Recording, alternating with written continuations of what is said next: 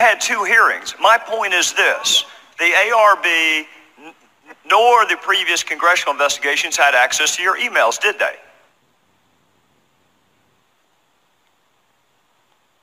I don't know what they had access to. I know that during the time I was at the State Department, there was certainly a great effort to respond to your predecessor, Congressman Iss's inquiries, and many thousands of pages of information was conveyed to the Congress. And I know that the State Department has worked diligently and persistently to try to respond to the many requests that it has received. And I think that given the pressure and stress of business they've been under, they have performed as well as they could. So you will be getting, and in fact the entire world will be getting, all of my emails, because they're all going to be public, and you will be able to read them along with everybody else. Madam Secretary, that actually was not my question. My question was whether or not the previous congressional committees and ARB had access to your emails. That was my question. 90 to 95% of my work-related emails were in the state system. If they wanted to see them, they would certainly have been able to do so. You know what? It won't take you long to find it. She says it a lot, or she said it a lot. And then she was asked, who told you that? Who told you that 90 to 95% of your emails were in the State Department system? And you may find her answer interesting. We learned that from the State Department and their analysis of the emails that were already on the system. We were trying to help them close some gaps. I like the word gaps. I guess if you consider the Grand Canyon to be a gap, then yes, there were some gaps in her email. Did you have 90 or 95% of her emails on your system? Again, sir, the only emails we would have is what has been provided recently, which was that 55,000 that we got. Well, no, I'm going back before that, Mr. Finney. She said you already had them before she gave them to you. You already had 90 to 95%. Was that true? Again, sir, the emails that we're looking at, talking about the state.gov emails, she did not have a state.gov account. And as far as the emails that we received from her came at that time frame when it was turned to the department and it was processed by a bureau. But she made this contention before she ever returned them. She said you already had 90 to 95%. She was just helping you fill in some gaps. If you had 90 to 95%, why weren't you complying with FOIA? Again, sir, what I have in our system is what received by a bureau. Well, let me see if I can put that in South Carolina terms that I can understand. If she said that you already had 90 to 95% of her emails before she ever returned them, that ain't true. That is maybe the 10th time you have cited that figure today? It is. And I have not heard anyone other than you ever cite that figure. Who told you that 90 to 95% of your emails were in the State Department system? Who told you that? We learned that from the State Department and their analysis of the emails that were already on the system. We were trying to help them close some gaps that they had. Can you provide me with a name? Because when I asked the State Department about 10 days ago, what's the source of that figure, they shrugged their shoulders. Well, you can look for the state.gov addresses, and they certainly pop up. And right, and the Inspector General report, Madam Secretary, the Inspector General report, which you can't argue by perfect analogy, but you can certainly extrapolate, the Inspector General report found that less than 1% of State Department emails, record emails, were captured. So they give a number of less than 1%, and you give a number of 90%. Well, I don't know what you're referring to. I can only speak about my emails, my work-related emails. Where you already have reached a conclusion and you're just trying to prove it to people. This is an investigation, which is why it's so sad that nowhere in that stack that you just put up there, where the emails of Secretary Clinton, the emails of the ambassador, 50,000 pages worth of documents, eyewitnesses, that's the real tragedy. To the family and the friends, when you're told that there have been 7 previous investigations in an ARB, you should immediately ask, why did you miss so many witnesses? Why did you miss so many documents? This is not a prosecution, Mr. Schiff. You and I are both familiar with them.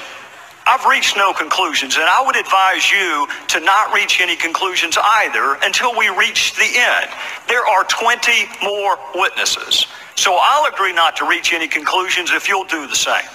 With that, Madam Secretary, regardless of where he ranked in the order of advisors, it is undisputed that a significant number of your emails were to or from a Sidney Blumenthal. Now, he did not work for the State Department. He didn't work for the U.S. government at all. He wanted to work for the State Department, but the White House said no to him. Do you recall who specifically at the White House rejected Sidney Blumenthal? No, I do not. After he was turned down for a job at the State Department by the White House, he went to work where? I think he had a number of consulting contracts with different entities. Well, if he had a number of them, do you recall any of them? I know that he did some work for my husband. Well, he worked for the Clinton Foundation. That's correct. Okay. He worked for Media Matters.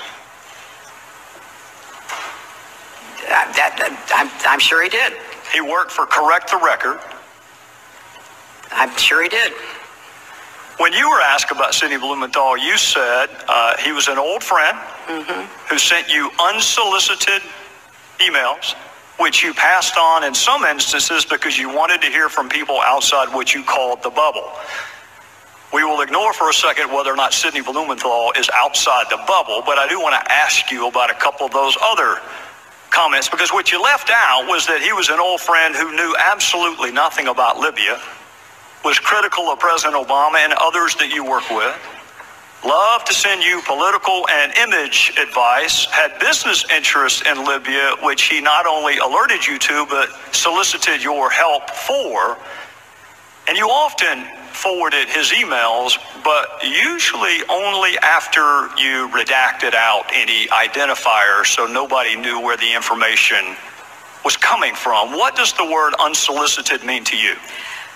It means that I did not ask him to send me the information that he sent me, and as I have previously stated, some of it I found interesting, some of it I did not, some of it I forwarded, some of it I did not. I did not know anything about any business interests. I thought that, just as I said previously, newspaper articles, journalists, of which he is one, a former journalist, had some interesting insights. And so we took them on board and evaluated them, and some were helpful and others were not. We're going to get to all the points you just made, but I want to start with your public comment that these emails were unsolicited. You wrote to him, "Another keeper, thanks and please keep them coming. Greetings from Kabul and thanks for keeping this stuff coming. Any other info about it? Question mark. What are you hearing now? Question mark. Got it. We'll follow up tomorrow. Anything else to convey? Question mark." Now that one is interesting because that was the very email where Mr. Blumenthal was asking you to intervene on behalf of a business deal that he was pursuing in Libya. What did you mean by what are you hearing now? I have no idea, Congressman. They started out unsolicited, and as I said, some were of interest. I passed them on, and some were not. And so he continued to provide me information that was made available to him. I don't want to parse words, and I don't want to be hyper-technical, because it's not a huge point, but it is an important point. You didn't say they started off unsolicited. You said they were. You said they were unsolicited. Well, they were unsolicited, but obviously I did respond to some of them. Well, and I'm sure that encouraged him. Anything else to convey? What are you hearing now? I'm going to Paris tomorrow night. We'll meet with TNC leaders, so this and additional info useful. Still don't have electricity or BlackBerry coverage post-Irene, so I've had to resort to my new iPad. Let me know if you received this. We'll talk about the new iPad in a little bit. Here's another one. This report is in part a response to your questions. That's an email from him to you. This report is in part a response to your questions. There'll be further information in the next day. If you're the one asking him for information, how does that square with the definition of unsolicited?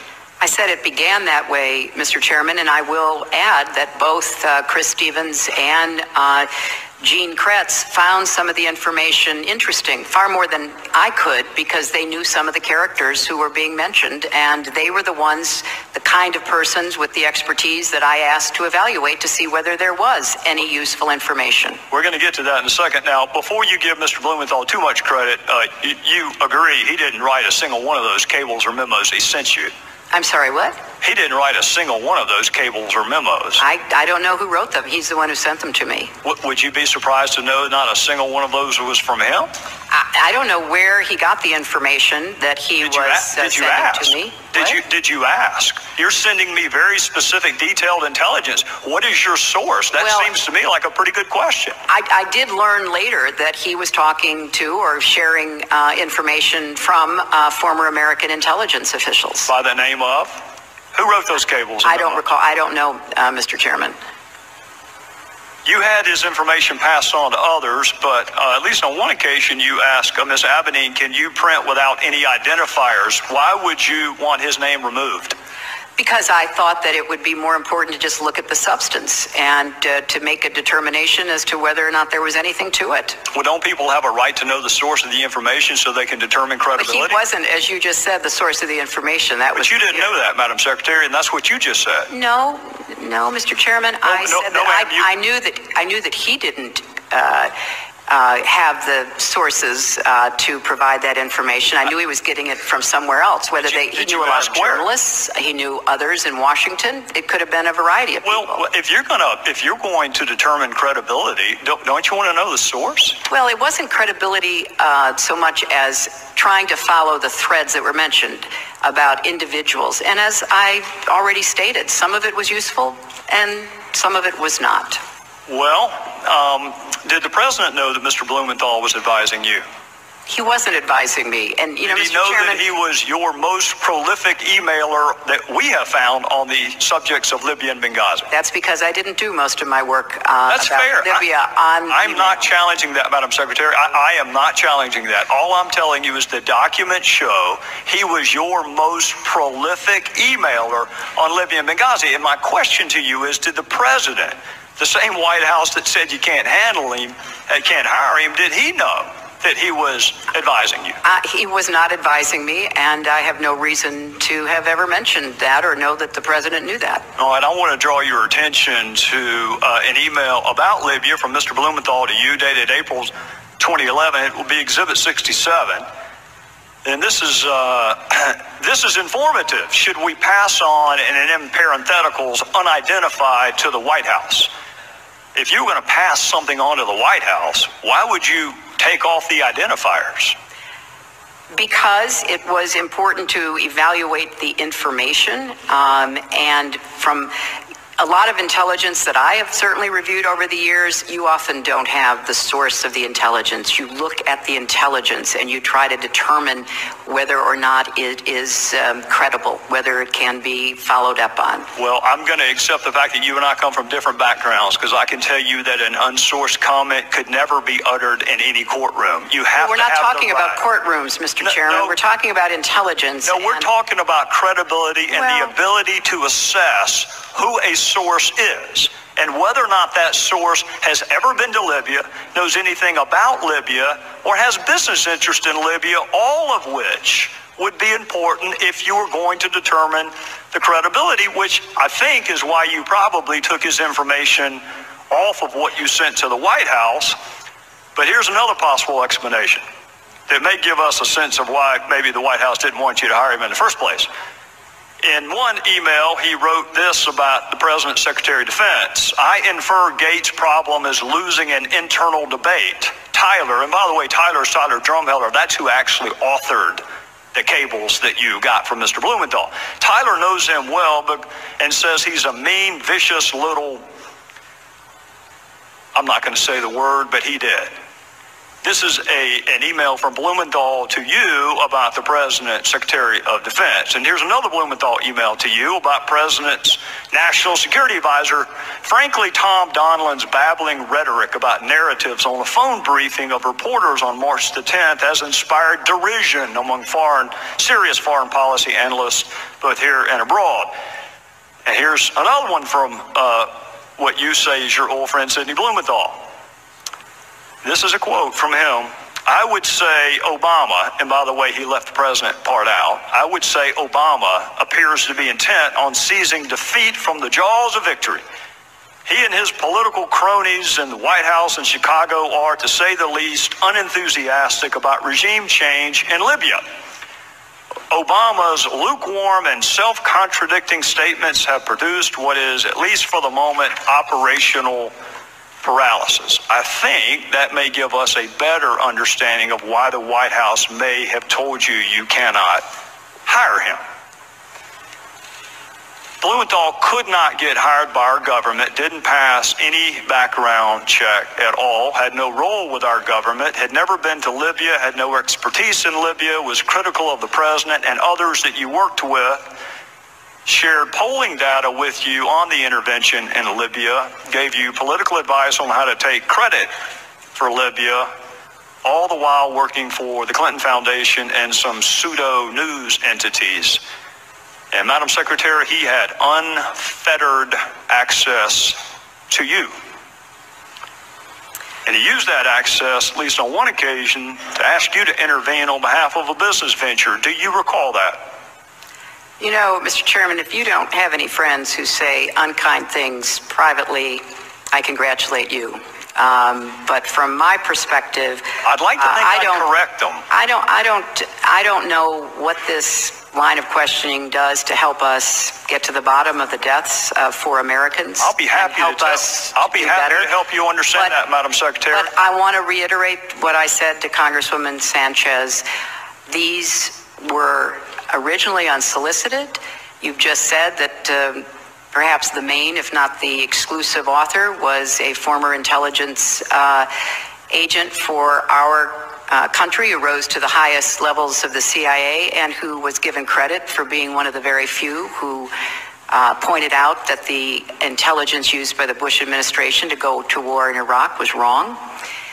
So I think that, you know, the sharing of information from an old friend that I did not take at face value, that I sent on to those who were experts, is something that, you know, makes sense, but it was certainly not in any way the primary source of or the predominant understanding that we had of what was going on in Libya and what we needed to be doing. Well, Madam Secretary, I'm out of time, and we'll pick this back up the next round, but I'll go ahead and let you know ahead of time why it's relevant. It's relevant because our ambassador was asked to read and respond to Sidney Blumenthal's drivel. It was sent to him to read and react to. In some instances, on the very same day he was asking for security. So I think it is eminently fair to ask.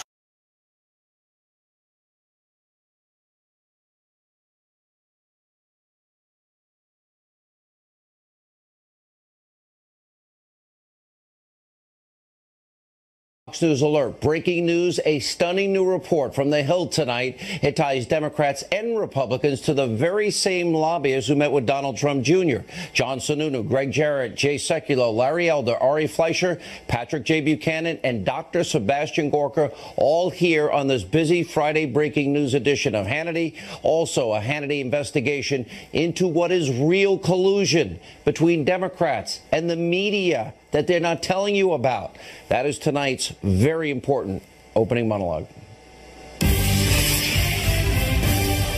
All right, there are several reports tonight that increased the number of people who attended the meeting that Donald Trump Jr. had with this Russian lawyer in 2016, including a Russian lobbyist. And by the way, some outlets are reporting the man has ties to Russian intelligence, although he denies it. Now, this comes as The Hill is breaking another major story tonight about who Donald Trump Jr. met with and how they're tied to the Democrats. That's right, the Democrats. According to The Hill, this Russian lobbying effort has ties to 3 Russian businessmen, and the lobbying team included a former Democratic congressman and a former government official.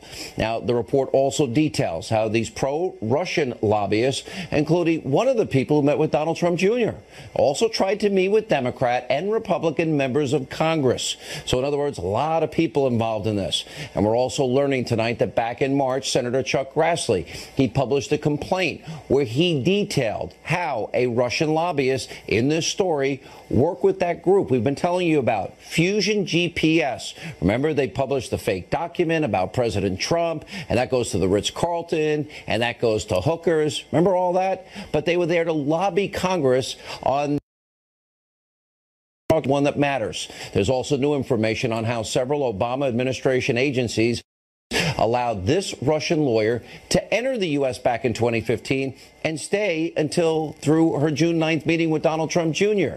So it sounds like John Kerry, Loretta Lynch, and Jay Johnson all have a lot of explaining to do tonight. Because after all, if this Russian lawyer was such a threat, like the left and the media is claiming, well, then why was she allowed into the country? Why did she get a special waiver and allowed to stay? Once again, as we begin to peel back the layers of this onion and learn more and more about truth and facts, this is now boomeranging back onto the Democratic Party.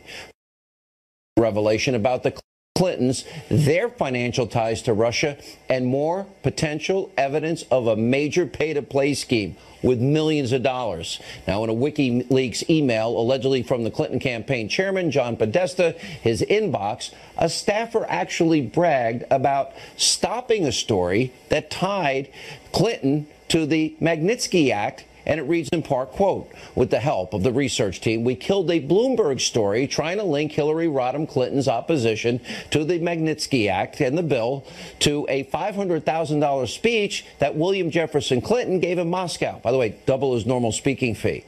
Now, the campaign was able to kill that story, but the Wall Street Journal reported that back in 2010, while Hillary Clinton was Secretary of State and opposed this particular act, well, quote, Bill Clinton participated in a question and answer session at a Renaissance Capital Investors Conference where he was paid $500,000. And after the appearance, Mr. Clinton received a personal thank you call. From who?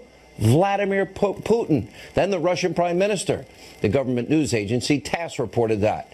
And in that same article, a Clinton spokesman, well, did push back against that connection. But this isn't the only evidence of pay-to-play and wrongdoing from the Clintons that they have gotten a pass on. We're going to expose that in a second. But first, the Democrats, the Destroy Trump media, have for months breathlessly, hysterically been feigning moral outrage and pushing those black helicopter tinfoil hat conspiracy theories about collusion, when in fact they now are the ones. They have been colluding the entire time, all in an effort to damage, to delegitimize, and ultimately overturn an election of you, the American people, and destroy the president. Let's go back to the campaign. Remember WikiLeaks? They exposed this unholy alliance between the Clinton campaign and the press. There was a highly orchestrated plot between the Clinton campaign, the media. Why? They wanted Hillary elected. Now, the evidence is overwhelming. It's incontrovertible, including, remember CNN? Oh, yes, fake news. Well, remember they gave the Clinton team debate questions ahead of time. And by the way, does anyone ever remember that poor Bernie Sanders was railroaded and the fix was in and it was a rigged primary? Now, by the way, this is why that Clinton was given a free pass by the media despite a mountain of evidence of felonies, crimes, wrongdoing, inexcusable behavior. And it's why now the media refuses to even cover massive scandals that you, the American people, need to know about. They don't care to search for answers. They're not looking for the truth. They have political, ideological interests. And of course, that's advancing that radical all left-wing agenda and, of course, hurting President Trump. Now, just take a look at this disgusting display from Democrats. This is just earlier today. Some of them, and they've been doing this since November 9th, talking about the president and impeachment. Watch this. So many of us are attempting in every way that we possibly can to unveil the criminal activity, the unconstitutional activity of this president and his family.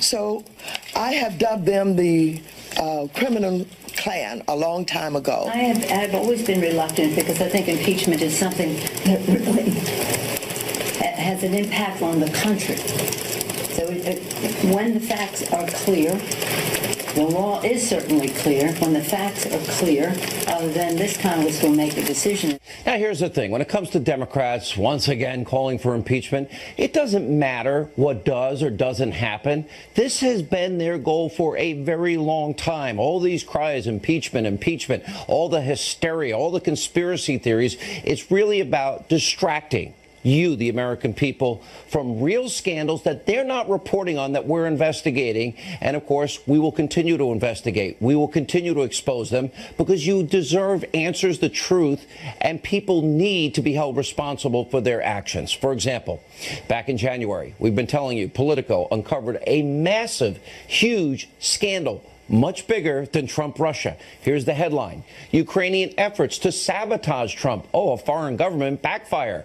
Kiev officials scrambling to make amends with the president-elect after quietly working to boost Clinton. Now, that story, as we've been telling you, it details how a DNC paid operative, Alexandra Chalupa, she literally spearheaded a plan along with the Ukrainian government, Ukrainian ambassador, to hurt Donald Trump's campaign and boost Hillary Clinton. And Politico highlights in the piece how Chalupa once worked for the Clinton White House, worked to try to expose former Trump campaign chairman Paul Manafort, and they were successful, including meeting with the Ukrainian diplomats in the Ukrainian embassy. And Chalupa said that those Ukrainian diplomats were helpful when it came to finding information. They were researching it, disseminating that information. And the bombshell quote about Chalupa, well, she shared her findings with officials from the DNC and Clinton's campaign. Oh, that's called collusion. But Chalupa's efforts didn't end there. Remember, she also said that she would help, quote, a lot of journalists, their willing accomplices in the media, in writing stories about Manafort to try to hurt the Trump campaign. Now, we've reached out again to Chalupa. We haven't heard back. Shocking. Now, as we said last night on the program, she needs to be called in by the Republicans. They have the power to do this. Put her under oath. Make her testify to Congress. What did she know? When did she know it? How did she get this information? Who did she share the information with? And Congress also needs to hear from the Ukrainian ambassador she was meeting. Remember, they sat down in the embassy, and we can't stop there. The ENC, they were briefed. Debbie Wasserman Schultz, she needs to be put under oath and tell you, the American people, what she knows about this scandal. And on top of that, if they brief the campaign, which the report says they did, all right, bring in John Podesta, put him under oath. He needs to testify about the information Chalupa passed on to the campaign. Robbie Mook as well. Now, this is a major scandal, but only the tip of the iceberg of what needs to be investigated. We still have the Russian dossier. Remember Christopher Steele? That's the former intelligence agent, Great Britain. He wrote that fake news dossier about Donald Trump, and by the way, paid for some of the information. It cited Russian sources, and then the group connected to Hillary, that's Fusion GPS. Remember, they were sending it around, and the Democrats, they were using that phony information to attack then candidate, now President Trump. They all need to be brought before Congress under oath and answer questions. Then, of course, we got the former FBI director, Comey. He wanted to pay this guy $50 grand, and his removal of government information from the FBI, leaking it to the New York Times, and helping to get his friend to be a special counsel. Let's put him under oath in this. Now, the special counsel ended up becoming Comey's buddy, Robert Mueller.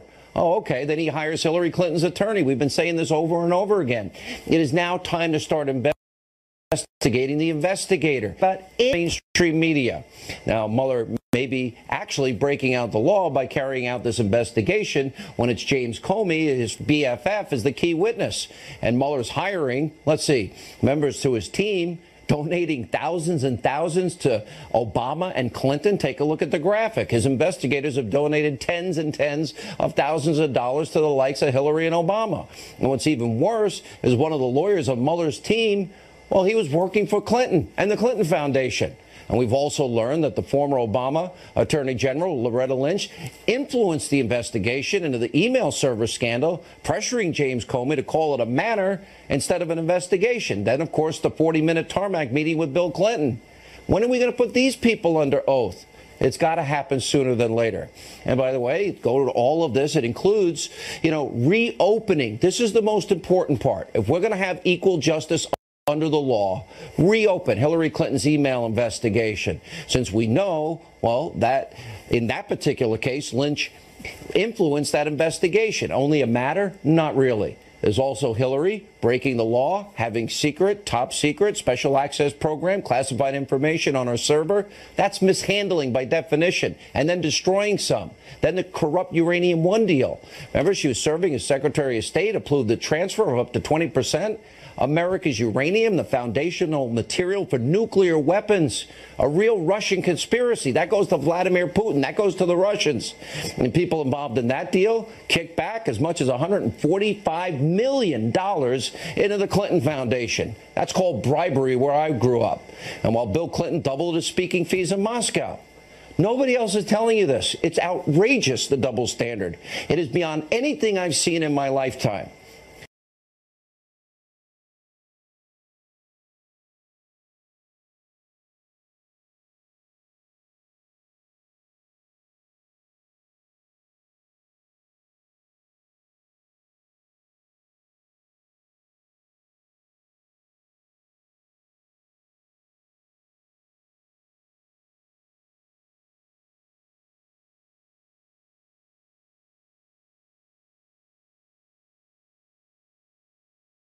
Well, good evening and welcome to Tucker Carlson Tonight. Kathy Griffin has just been bounced at CNN after apologizing for her gruesome Donald Trump beheading video. In a minute, we'll ask whatever happened to comedy and why it's suddenly been replaced by preachy political sermonizing from dumb people, a real concern. But first tonight, Hillary Clinton appears to be making a fashion statement by adopting the left's trendiest new accessory, a tinfoil hat. While taking questions at a tech conference in California today, Clinton dismissed the scandal over her private email server as a non-issue of zero importance. My email account was turned into, the biggest scandal since Lord knows when. This was the biggest nothing burger ever. It was a mistake. I've said it was a mistake. And obviously, if I got to turn the clock back, I wouldn't have done it in the first place. But the way that it was used was very damaging. It meant nothing. It was totally irrelevant, which does raise the question, if it didn't mean anything, why did it hurt her campaign so much? She had an explanation for that, too. She said because the right-wingers in the media, the Washington Post, the New York Times, wouldn't let it go. I know you had Dean Baquet here from the New York Times yesterday, and they covered it like it was Pearl Harbor. And then in their endorsement of me, they said, this email thing, it's like a help desk issue. So it was always a hard issue to put to bed, but we put it to bed in July, and then it rose up again. Okay, so the New York Times is biased against Democrats. A novel defense, you say? Oh, but it got weirder from there, a lot weirder. Hillary went on to deliver a narrative so complex we could barely follow it, but we did. She explained how Donald Trump and Russia teamed up to rob her of her rightful job as president of the United States. How did they know what messages to deliver? Who told them? Who told them? Yeah. Who were they coordinating with or colluding with? There's all these stories about, guys over in Macedonia who are running these fake news sites. The Russians, in my opinion, and based on the intel and counter-intel people I've talked to, could not have known how best to weaponize that information unless they had been guided. And here's guided by Americans. Guided by Americans. Within 1 hour of the Access Hollywood tapes being leaked, within 1 hour, the Russians, let's say WikiLeaks, same thing, dumped the John Podesta emails. Oh, the Russians, but not just the Russians, the guys in Macedonia. So here's what Hillary Clinton is asking you to believe. Her campaign had no message or economic agenda or really any idea what voters wanted in the last election. But that didn't matter, none of it. They were going to win anyway. It was guaranteed by God himself. Then, at the last minute, the Trump campaign, which had half the money Hillary had, almost no staff or institutional support from anybody, came up with the diabolical idea to reach out directly to the government of Vladimir Putin and his army of bloggers and hackers and request emergency help.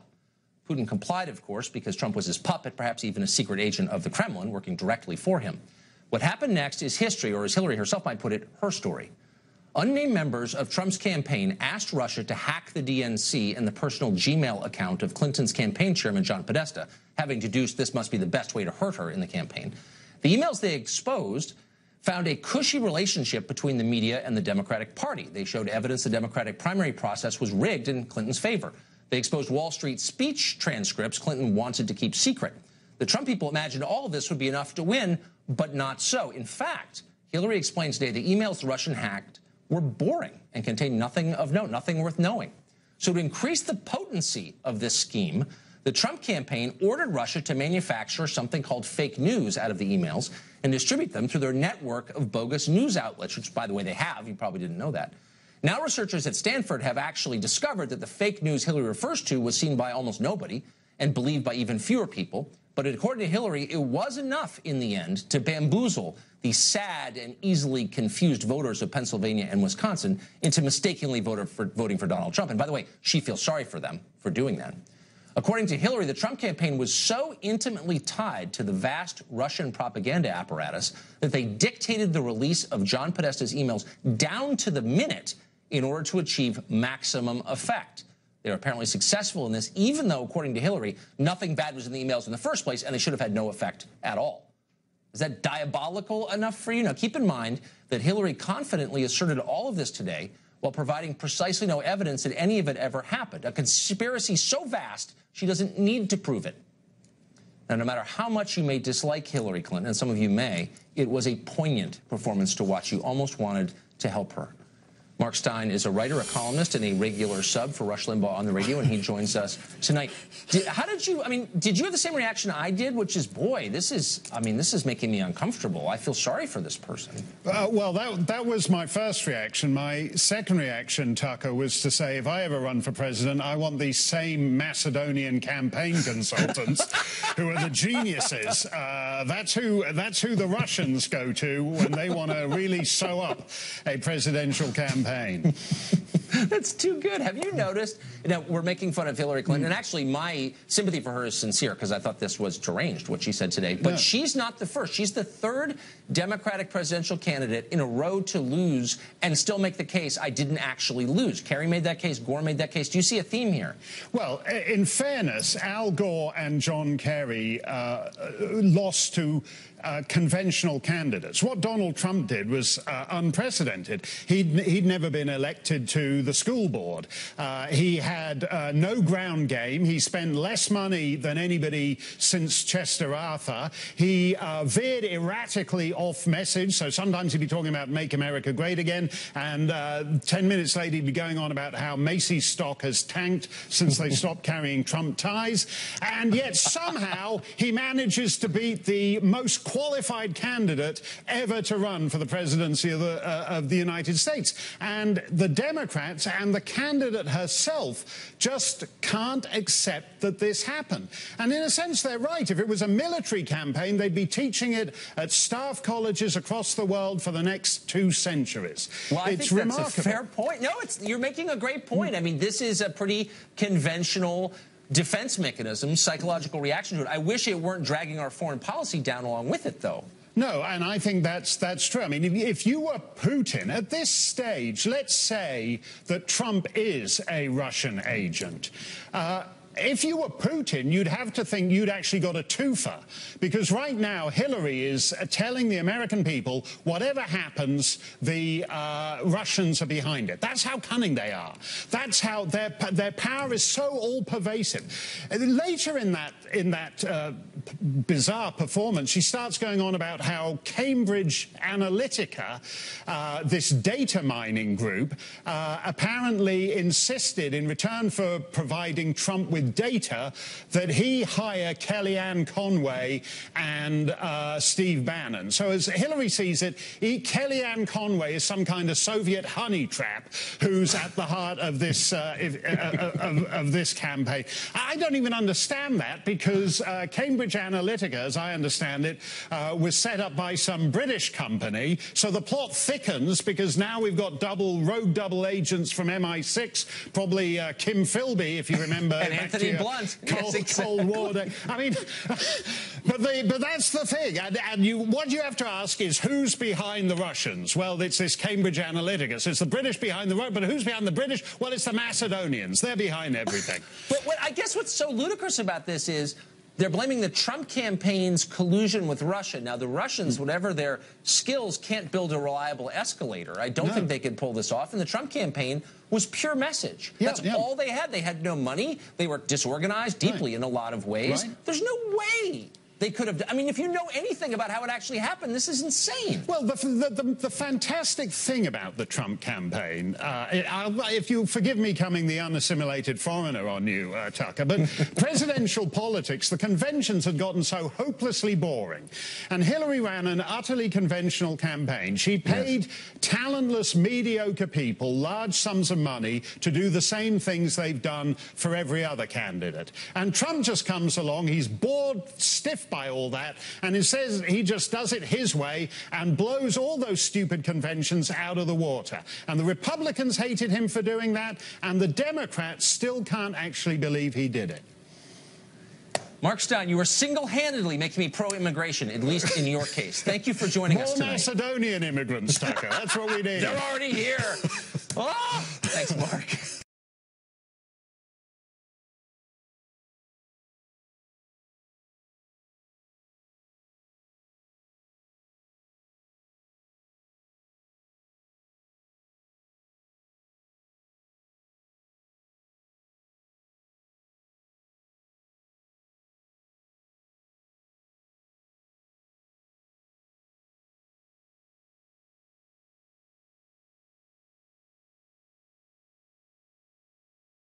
Kellyanne. Good morning. Good morning. So there we see the president yesterday in Reno in front of the American Legion talking about unity.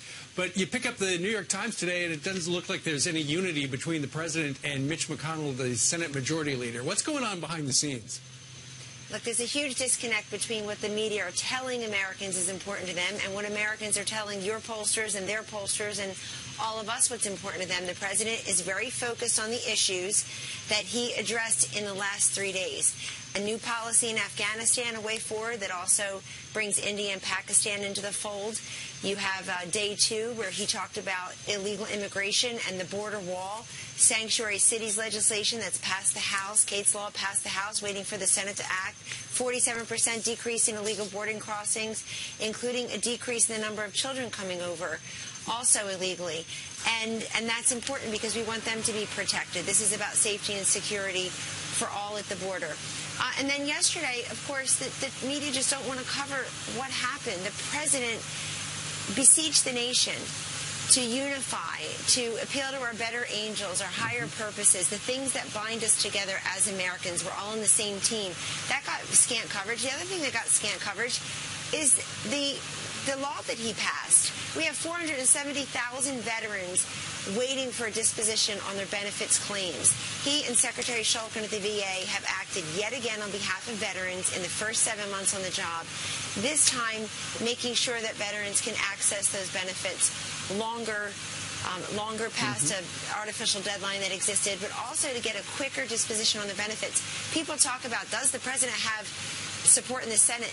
That passed unanimously in the United States Senate. So one should scratch their head and wonder why this wasn't done in the last administration. So he's given 3 consecutive speeches in 3 different settings on 3 very different topics in the first part of this week. But let's also talk about the substance. I think the media are obsessed with style. I saw a poll this morning. 47% of Americans say the media are trying to impede the president's progress on the agenda, as opposed to just report the facts. And Jerry Baker at the Wall Street Journal just yesterday came out and said, listen, you've got to cover this as reporters.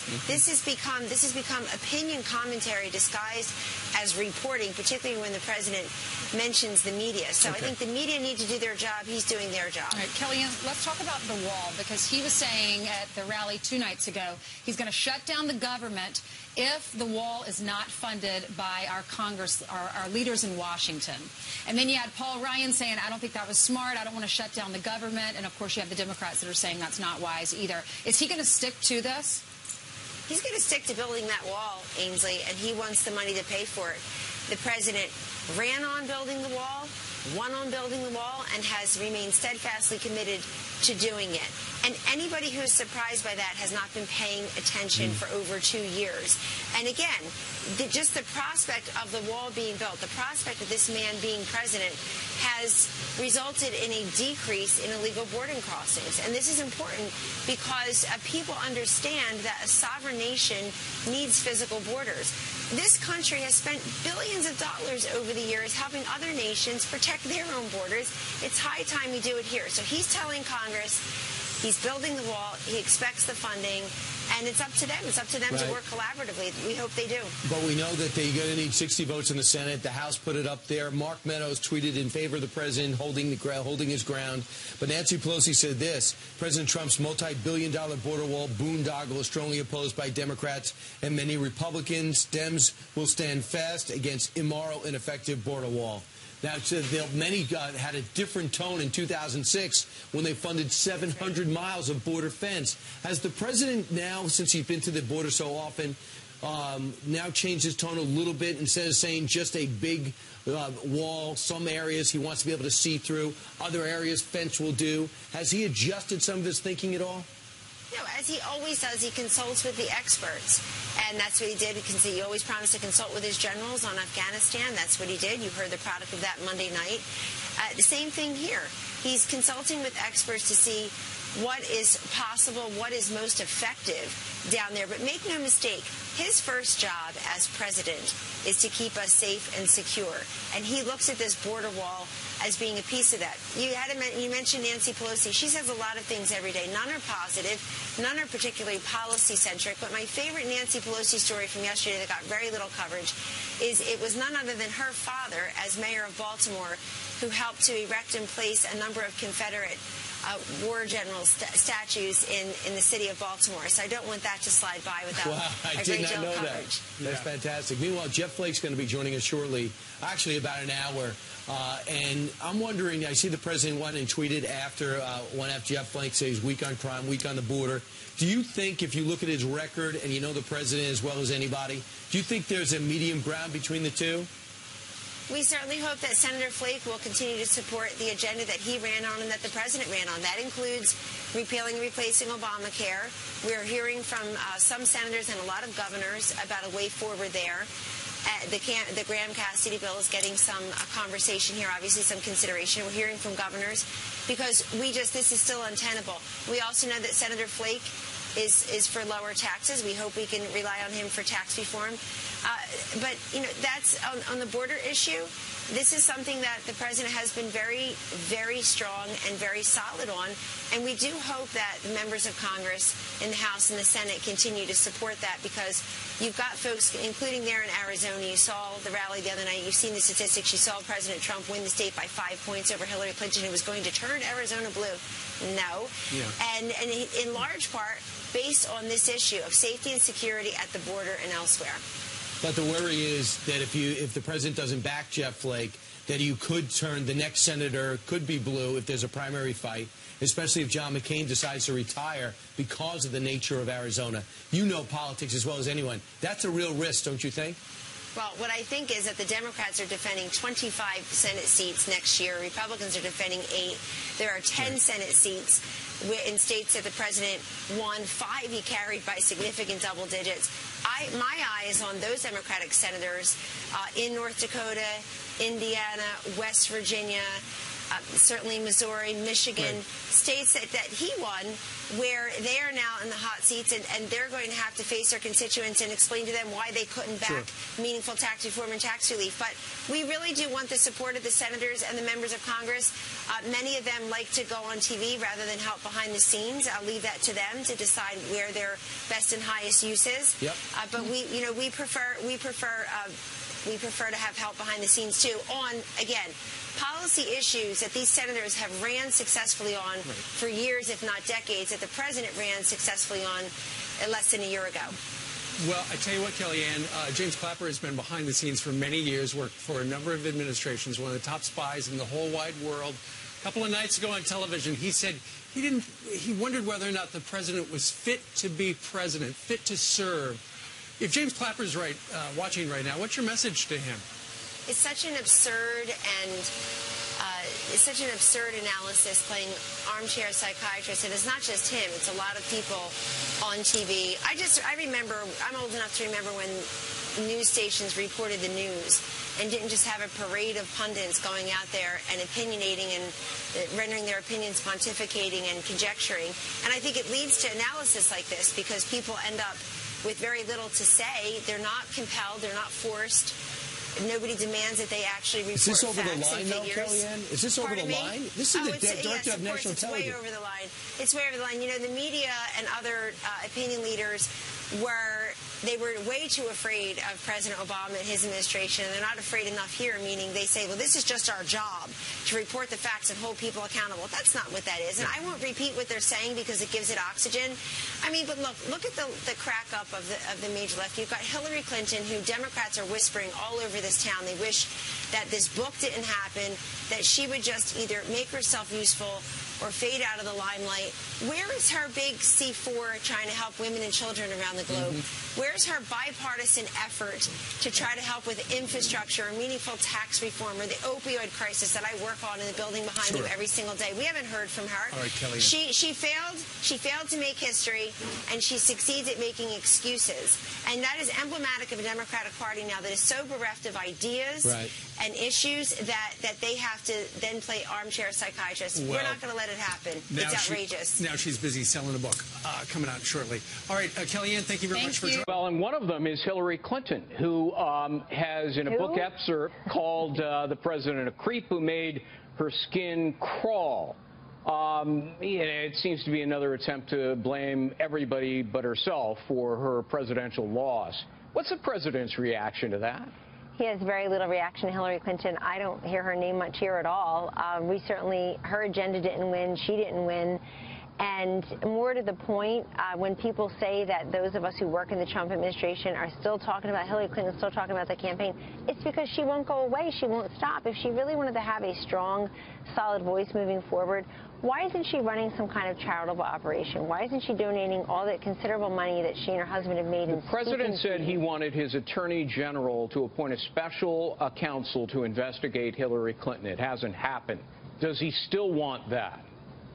I've heard members of Congress talk about that more recently than him. But what about the president? I mean, he's the one who made it a campaign promise. And then during transition, he said probably not. However, we don't really pay much mind to her. Nobody's above the law, though, Kellyanne. You're a lawyer, again. You know that. Why should she get a free pass? No, she shouldn't get a free pass. Because she ran for president. I mean, if I get to rob a bank tomorrow and run for president, I get a get-out-of-jail-free card?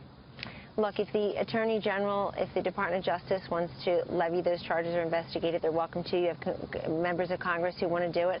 I would argue there's much more there to go on than anything we've seen from this nonsense Russia concoction made out of thin air. But look, about Hillary Clinton, we don't want to pay much mind. We don't talk about her here at all. She just keeps on coming back again and again, now with the book. It's always somebody else's fault except hers. But I think this whole anecdote about a woman who's seeking the highest office in the land, if not the world, saying that a man was intimidating because of where he was standing at a debate. How are you going to stand up to the rest of the world's leaders if that was bothering you? I think, look, she's always had a very hard time admitting culpability and liability for her losses. You see all these other books that are coming out showing that they were shocked with the results. It's Comey's fault. It's Russia's fault. It's Donald Trump's fault. It was the weather's fault. Sexism, misogynism, racism, DNC, the list goes on and on. That's right, but we're almost at the one-year anniversary, September 9th, of Hillary Clinton referring to half of the country as deplorable and irredeemable. That didn't help. The fact that everybody's polling said 62% of Americans said she was neither honest nor trustworthy. I don't know that that's gotten any better for her. I don't know her putting out books with newly created fictions is going to help either. The president wouldn't object if a special counsel began an investigation of Hillary Clinton, would he? As you know, that the president is not impeding the special counsel investigation of his own campaign. So that's all I'll say. But we don't talk about that. He's a busy guy as commander-in-chief. I suspect he is, and so are you, and we'll let you get back to it.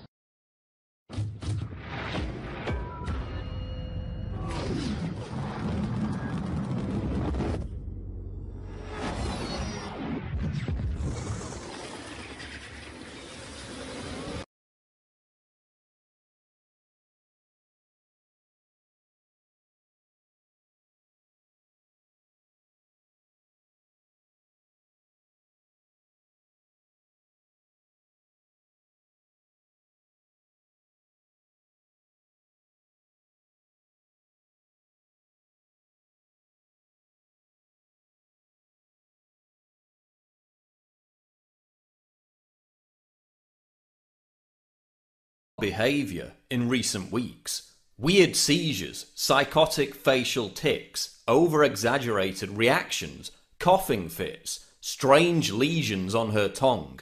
Is Hillary on the verge of a mental breakdown due to stress, or are her strange outbursts linked to a medical condition? Is Clinton suffering from actual brain damage, or are these odd manifestations just an expression of some kind of narcissistic personality disorder?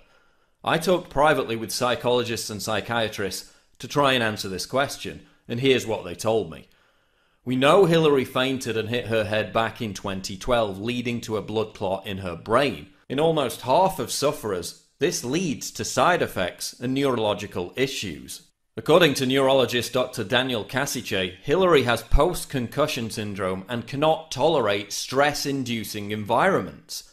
Experts told me that this footage likely shows Hillary having a mild Jacksonian type of seizure caused by a side effect of the blood clot. Notice how shocked the reporter is by her behaviour, and how Hillary tries to turn it into a joke, but then continues having the seizure. Notice how it was triggered by several different people talking to her at once, which is a known cause of seizures. Is this why Hillary refuses to give press conferences? We see similar traits in this footage: the crazy eye movements, the overreaction to external stimuli, the weird elongated bathroom break in the middle of a televised debate, which insiders said was a flare-up of problems from her brain injury. And do we believe Secretary Clinton will be coming around the corner any minute? Reports that she can barely stand up after giving a speech. The coughing fits, which is yet another side effect of strokes.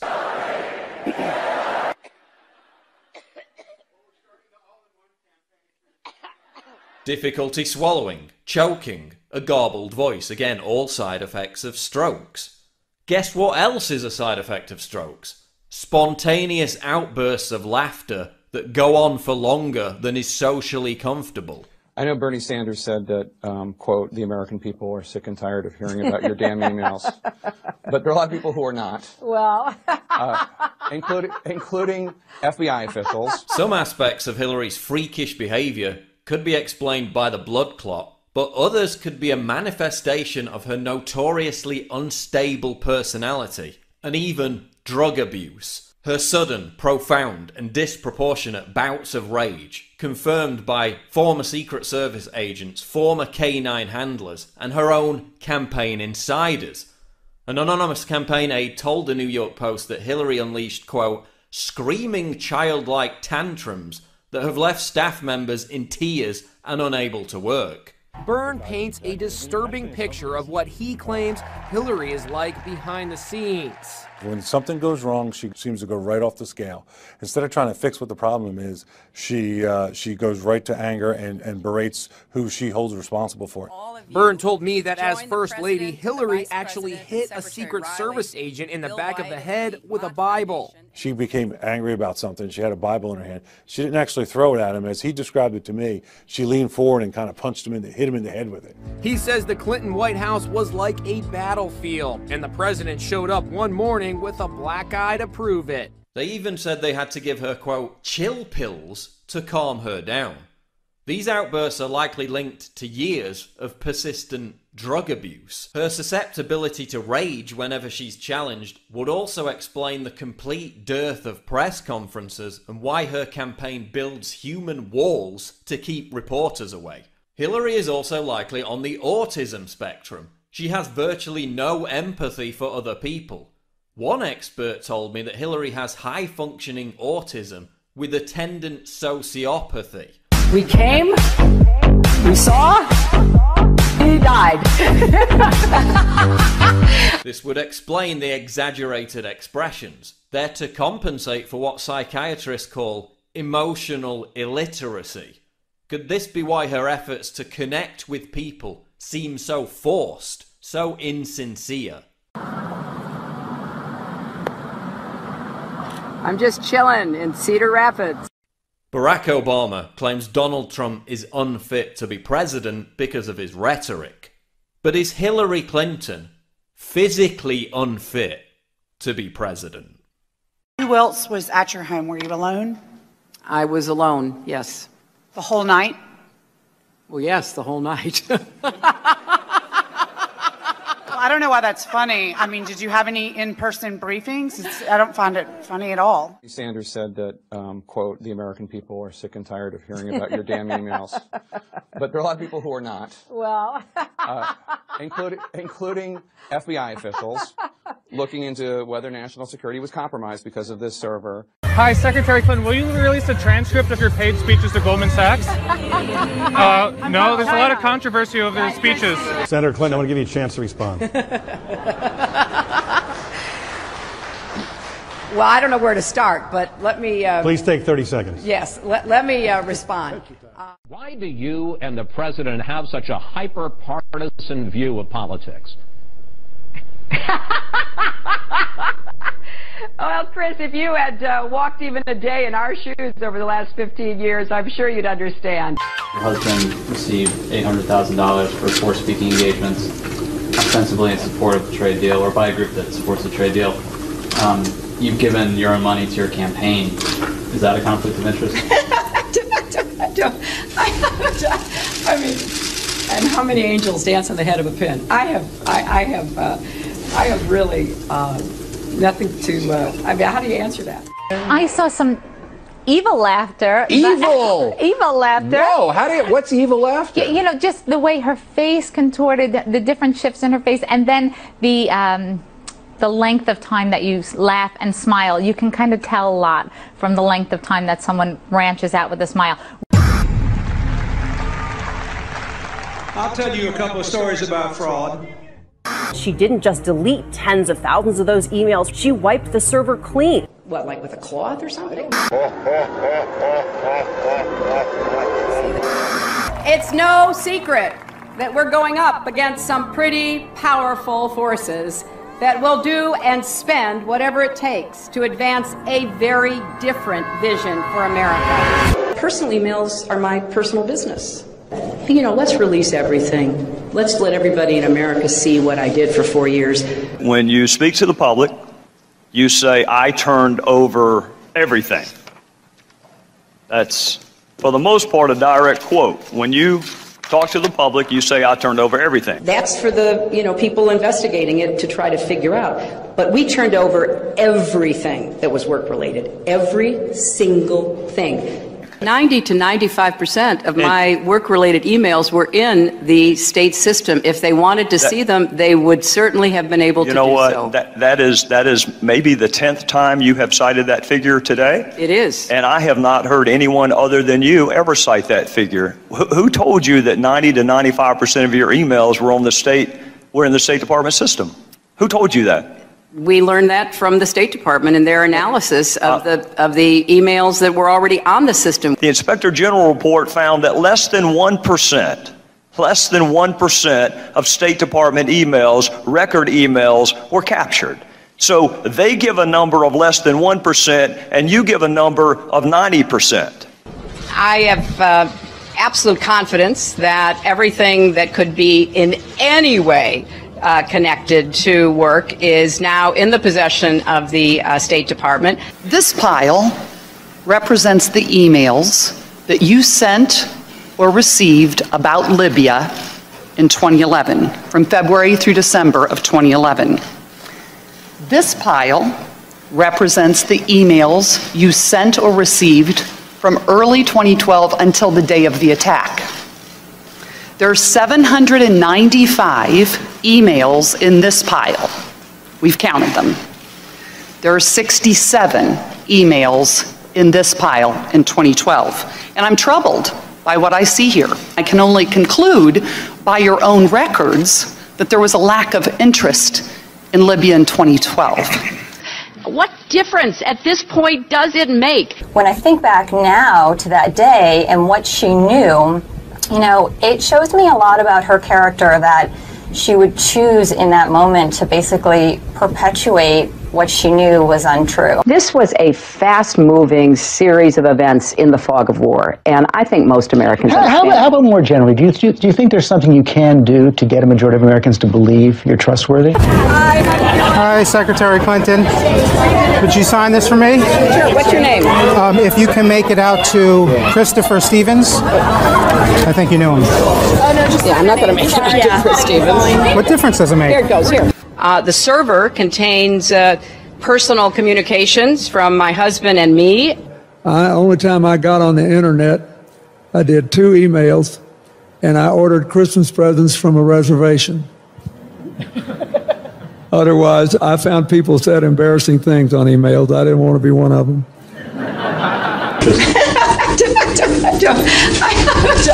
I mean, and how many angels dance on the head of a pin? I have really nothing to. I mean, how do you answer that? I feel sorry sometimes for the young people who, you know, believe this. They don't do their own research. I am so sick. I am so sick of the Sanders campaign lying about me. I'm sick of it. Do you think New York State should recognize gay marriage? No. No. Okay. I believe that marriage is between a man and a woman.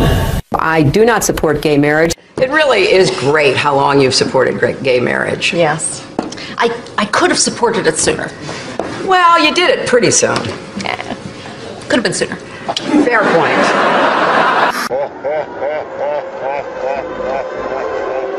The unborn person doesn't have constitutional rights. Are you saying that a child on its due date, just hours before delivery, still has no constitutional rights? Under our law, that is the case.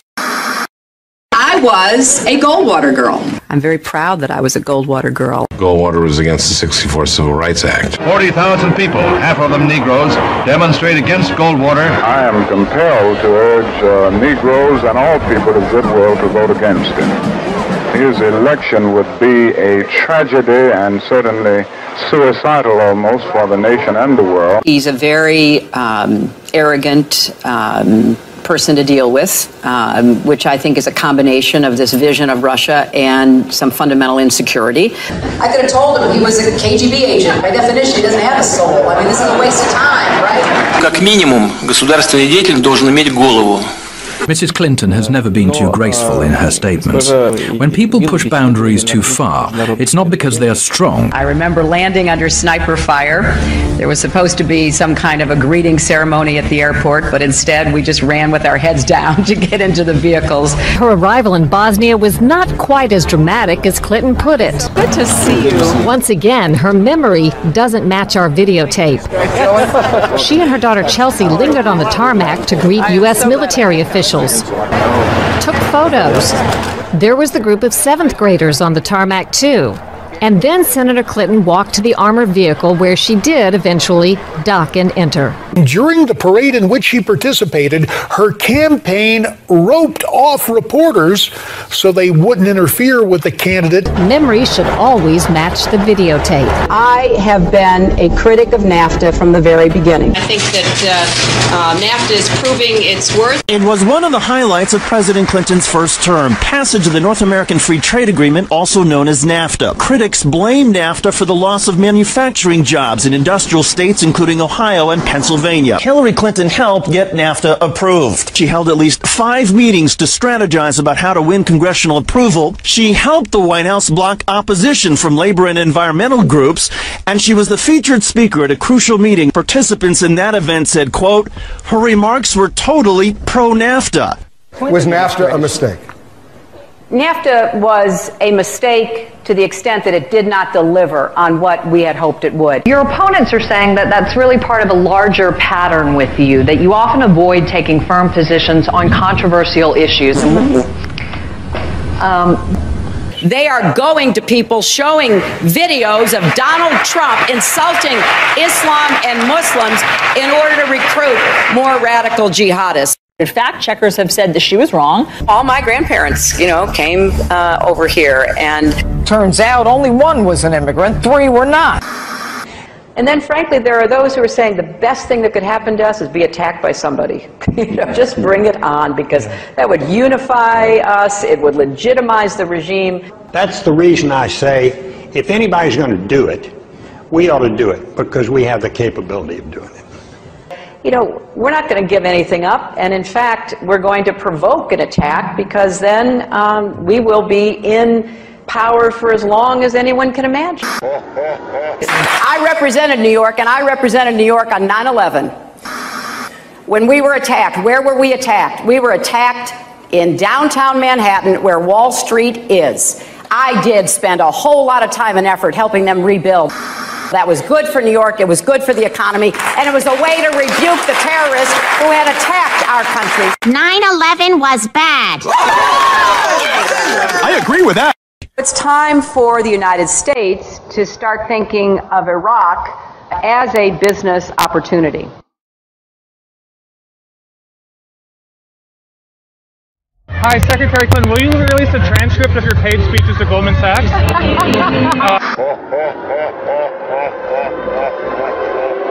No, there's a lot of controversy over their speeches. Just in July, New Hampshire, you told the crowd you, quote, take a backseat to no one when it comes to progressive values. I take a backseat to no one when you look at my record and standing up and fighting for progressive values. Last month in Ohio, you said you plead guilty to, quote, being kind of moderate and center. Do you change your political identity based on who you're talking to? No, I think that, like most people that I know, I have a range of views, but they are rooted in my values and my experience. You know, I get accused of being kind of moderate and center. I plead guilty. Just for the record, are you a progressive or are you a moderate? I'm a progressive. I represented Wall Street as a senator from New York, and I went to Wall Street in December of 2007, before the big crash that we had, and I basically said, cut it out. Quit foreclosing on homes. Quit engaging in these kinds of speculative behaviors. Now, who's exactly to blame for the housing crisis? I think there's plenty of blame to go around. Home buyers who paid extra fees to avoid documenting their income should have known they were getting in over their heads. Are you a progressive or are you a moderate? I'm a progressive. Of course we have to deal with the problem that the banks are still too big to fail. We can never let the American taxpayer and middle-class families ever have to bail out the kind of speculative behavior that we saw. But we also have to worry about some of the other players. AIG, a big insurance company, Lehman Brothers, an investment bank. There's this whole area called shadow banking. That's where the experts tell me the next potential problem could come from. You were against same-sex marriage, now you're for it. You defended President Obama's immigration policies, now you say they're too harsh. You supported his trade deal dozens of times. You even called it the gold standard. Now suddenly last week you're against it. Will you say anything to get elected? Well, actually, I have been very consistent over the course of my entire life. Time and time again, you hear one thing in speeches, and then you see a campaign that has the worst kind of tactics, reminiscent of the same sort of Republican attacks on Democrats. Well, I am here to say that it is not only wrong, but it is undermining core democratic principles. Since when do Democrats attack one another on universal health care? I've looked at the legislation that Senator Sanders has proposed, and basically he does eliminate the Affordable Care Act, eliminates private insurance, eliminates Medicare, eliminates Medicaid, TRICARE, Children's Health Insurance Program. This is what drives people crazy. It drives them crazy. You know, why not just come out and lay it out? This is what makes people distrust not just these politicians, but Washington, but the administration, but anybody who even raises their hand and testifies under oath, believing you're not being straight with me. In conclusion, Congress is supposed to provide oversight. The voters are supposed to provide oversight. And you are supposed to provide oversight. That's why you have special liberties, and that's why you have special protections. I am not surprised that the President of the United States called this a phony scandal. I'm not surprised that Secretary Clinton asked, what difference does it make? I'm not even surprised that Jay Carney said Benghazi happened a long time ago. Wait, you want me to tell you what my husband thinks? My husband is not the Secretary of State. I am.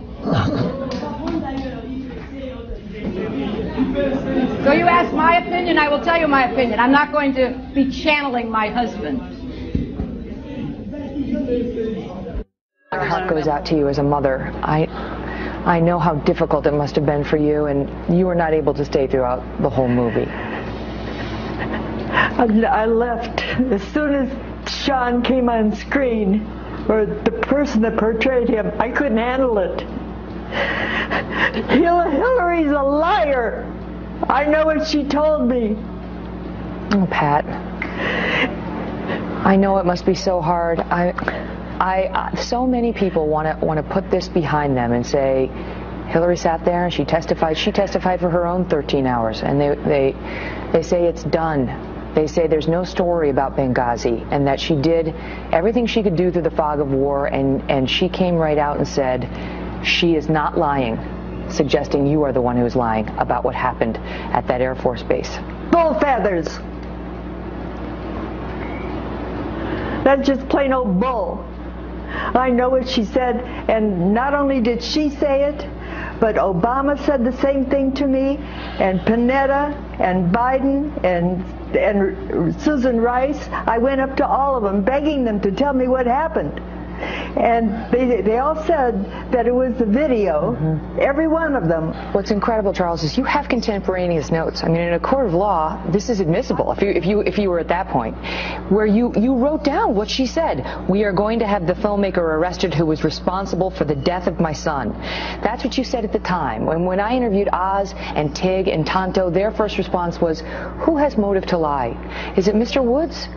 Is it Pat Smith? Is it Kate Quigley? Why do you think she said what she said about when they said somebody's lying? She said, it's not me.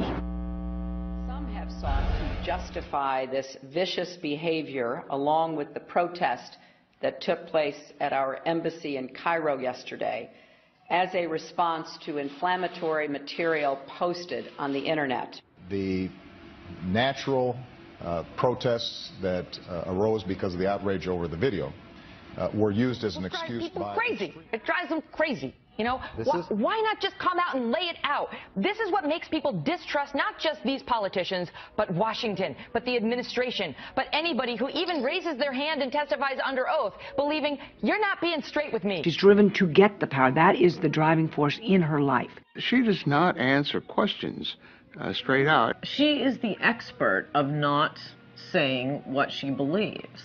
She will run on attacking Republicans and being the first woman president. And, oh, isn't that amazing? Oh, it's a woman. She can walk and talk. The thought here is it's all politics. Parcel out favors to individual groups, whether it's unions here or the farm bloc there. She is steeped in controversy, steeped in sleaze. That's why they don't want us to look at her record. I would recommend that Hillary Clinton appreciate that she's not going to be, by any means, the candidate of American women. American women have diverse views on politics, just like men.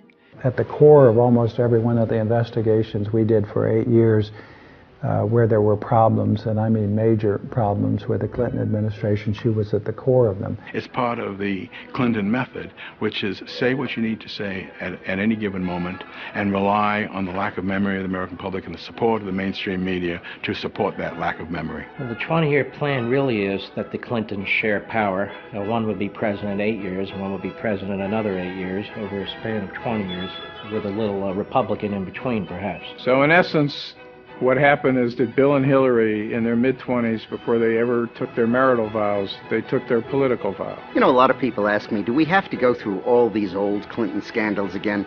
Well, I have good news for you. You don't, because you can look at the new ones, because Hillary Clinton's scandals are a gift that keeps on giving.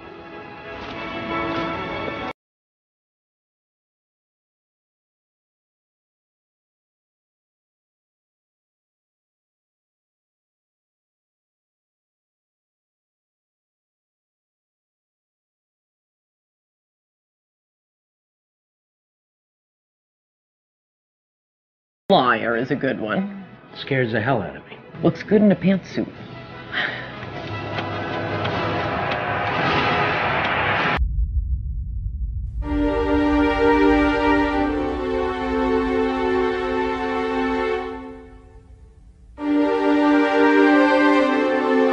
I announced today that I'm forming a presidential exploratory committee.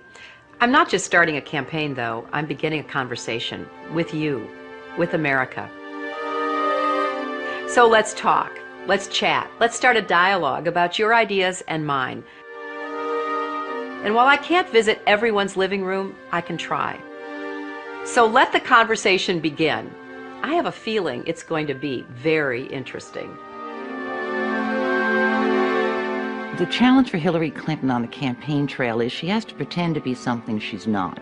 She's far more liberal than she's going to want to let on. That means you have to be very controlled. You can't be too spontaneous. You're pretending to be something. And I think that's going to be a potential problem for her on a couple of grounds. It's inauthentic, and people spot that. I am sick and tired of people who say that if you debate and you disagree with this administration, somehow you're not patriotic, and we should stand up and say, we are Americans and we have a right to debate and disagree with any administration. She's a person who's struggling herself with figuring out who she is, or more importantly, how she wants to present herself to the American public, because her own advisors told us her sort of authenticity and who she is issue 1, issue 2, and issue 3 for her. I don't feel no ways tired. I come too far from where I started from. She's continually trying to redefine herself and figure out who she is and project an authenticity to voters who are, of course, wondering who is the real Hillary. Hillary Rodham Clinton. Could she become the first female president in the history of the United States? Her name is known by nearly every American, but who she really is remains largely a mystery. Hillary Clinton points to her time in the White House as a large part of her qualification for the job as president. But most of the news media has conveniently forgotten that her time as First Lady was mired in controversy. The core of the controversy is how truthful Mrs. Clinton has been in answering questions, sometimes under oath, about Whitewater and other matters. She was the first Lady to come under criminal investigation.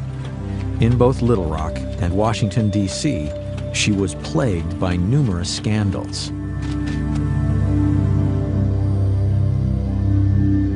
Senator Clinton has extraordinary ability to obfuscate, refuse to answer questions, avoid confrontations, and up until now has been given a pass on it. A story in the New York Times talking about why Senator Clinton voted this way, because I think some people were surprised by it. And her advisor said that she voted yes because she was moving from primary mode to general election mode. Primary mode versus general election mode? How about tell the truth mode? How about we say the same thing in the primary that we say in the general election? We know that Hillary's an insecure person. Secure people don't lie. They don't lie inveterately the way she does. What drives Hillary now is power. She very much is interested in gaining power. She considers herself to be a special person. She has a lot of arrogance, a spirit of superiority about her, and this is the driving force in her life, is to gain and acquire and maintain power. And her husband got to the top, and she saw it, she felt it, and she wants there herself. Over the past 16 years, Hillary Clinton has undoubtedly become one of the most divisive figures in America. How this makes her suited to unite the country as the next president is troubling to many. And recall Hillary speaking at a black church on Martin Luther King Day. What a coincidence. When you look at the way the House of Representatives has been run, it has been run like a plantation, and you know what I'm talking about. And you know what I'm talking about, girlfriend. That's how she's going to get to power? By accusing the Republicans of running a plantation at a black church on Martin Luther King Day? That's it? Okay. After announcing her bid for the presidency, fellow Democrats, including former Clinton confidant and Hollywood mogul David Geffen, publicly questioned Hillary's integrity and truthfulness. Such breaks within the Clinton inner circle beg the question: what is the truth about Hillary Rodham Clinton? It's a recklessness that's born of arrogance that goes back to her 1960s roots in their narcissism. They believe they are a rule unto themselves. I mean, every time Hillary's been caught in a scandal, she really did it. No one made it up. She's deceitful. She'll make up any story, lie about anything, as long as it serves her purpose of the moment. And the American people are going to catch on to it. So who is the real Hillary Clinton? Is she a brilliant trailblazer poised to make history as the first female president? Or is she ruthless, cunning, dishonest, willing to do anything for power?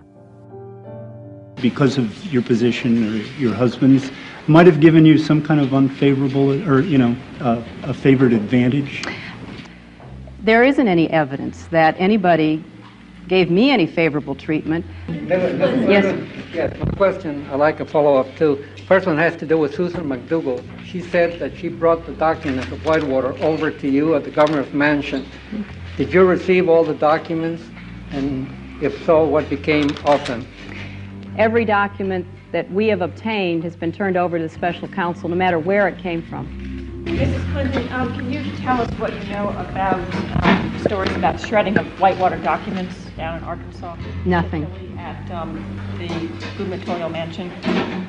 Oh, that didn't happen, and I know nothing about any other such stories. We know nothing about documents relating to Whitewater ever shredded anywhere that you know about or authorized or didn't authorize? Absolutely not. When you look at all the skullduggery in the Clinton administration, all roads lead back to Hillary. It also tells us something about the character of the American media. I mean, they carry these people. A Republican with those numbers of character flaws, with that sort of behavioral problem and psychopathic psychology could not run or be elected to dog catcher if it were a Republican. The politics of personal destruction was a phrase popularized by the Clintons in the 90s to describe the attacks by what Hillary called the vast right-wing conspiracy. But is she actually more familiar with practicing that fine art than being its victim? They have been the masters of the politics of personal destruction, and then they use the well-known trick of accusing your opponents of your own malfeasance. So they accuse conservatives of speaking honestly about the ethical shortcomings of the Clintons, while they in fact speak dishonestly about the integrity of their opponents. And that has been a bellwether, and it has done destruction to people who they've encountered. Even people in the Democratic Party will acknowledge the Clintons are particularly ruthless and particularly aggressive when it comes to campaigns. They war room. This is a military metaphor for the campaign the Clintons invented regarding instant responses, that no matter what the validity of a charge, you don't explain the charge, you don't apologize for the charge, you don't admit any error, you automatically attack the integrity or the motivations of the other side. There are any number of things in the Clintons' political history that is worth recalling before you go in to vote potentially for a Clinton, in this case a Hillary Clinton. And it's a small example, but a telling one. When they turned on the travel office, where you had career civil servants doing a great job providing the travel service for the president and his staff, and they wanted to get a lackey friend in, they could have fired the guy in charge, but they accused him of a crime. They tried to ruin his life in order to be able to get him out and get their lackeys in. When the Clintons moved to 1600 Pennsylvania Avenue in 1993, White House veteran Billy Dale was the director of the travel office. Dale had faithfully served 7 previous presidents, starting with John F. Kennedy in 1961. But Dale, who had actually voted for Clinton for president, would soon discover that business under the Clintons would not be business as usual. We knew that we were in for a rougher transition because we had heard stories from Secret Service agents who had gone to Little Rock for a 2-week stay down there. And the stories that some of the agents would come back and tell us, that we just knew that it was going to be different.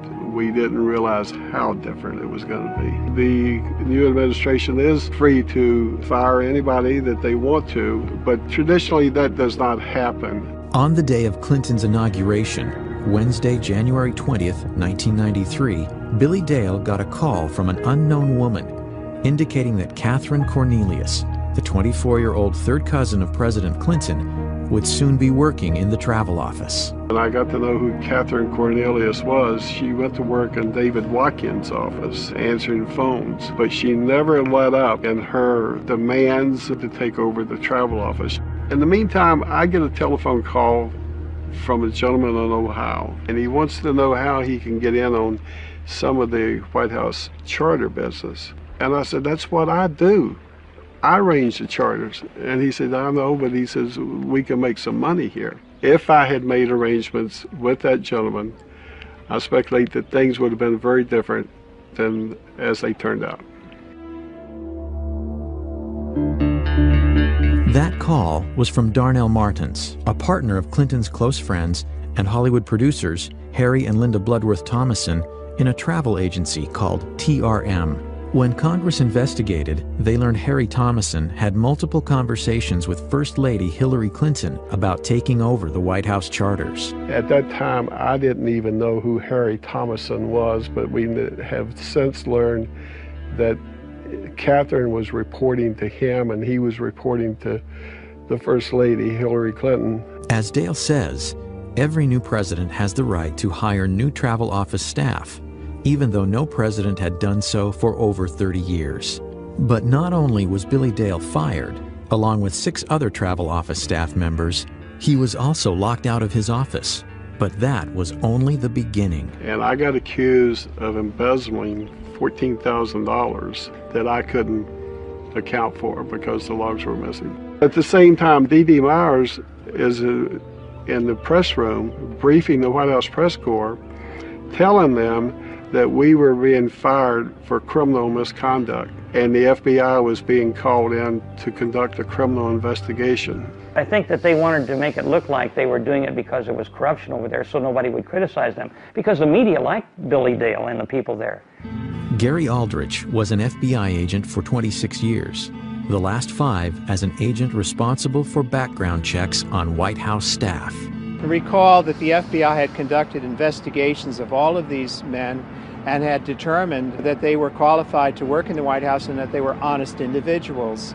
I conducted some of those investigations. Billy Dale was humiliated and was accused of serious wrongdoing to the degree that they conduct a federal grand jury investigation and an indictment of him. I had dedicated 32 years of my life to this job and served faithfully to Democrats and Republicans alike. The experience was a major event in my career because it taught me that powerful politicians can misuse law enforcement authority almost whimsically.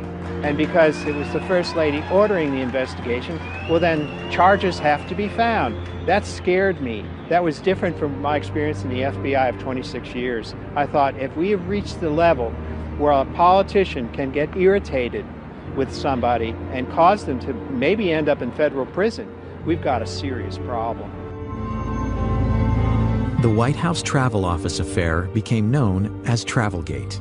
When Dale's legal bills to defend himself were estimated to run as much as $750,000, he considered a plea deal, a fine of $69,000, and a brief jail sentence. Blanche and I had been married for 38 years at that time. I decided that I would have to sell my home. Could I ask her to give up everything that we had worked for? The plea bargain seemed just that, a bargain in order to save himself and his family from the unending ordeal. But when Dale was informed he would not be able to proclaim his innocence, he realized he couldn't bargain with the truth. In the meantime, during this year, I got a notice from the IRS that I was being audited. For the next 30 months, Dale was investigated. His son and daughter were also subpoenaed. I remember Vicki, our oldest daughter, telling her mother that if I was found guilty, and maybe we better start over. You were sent to jail for something you...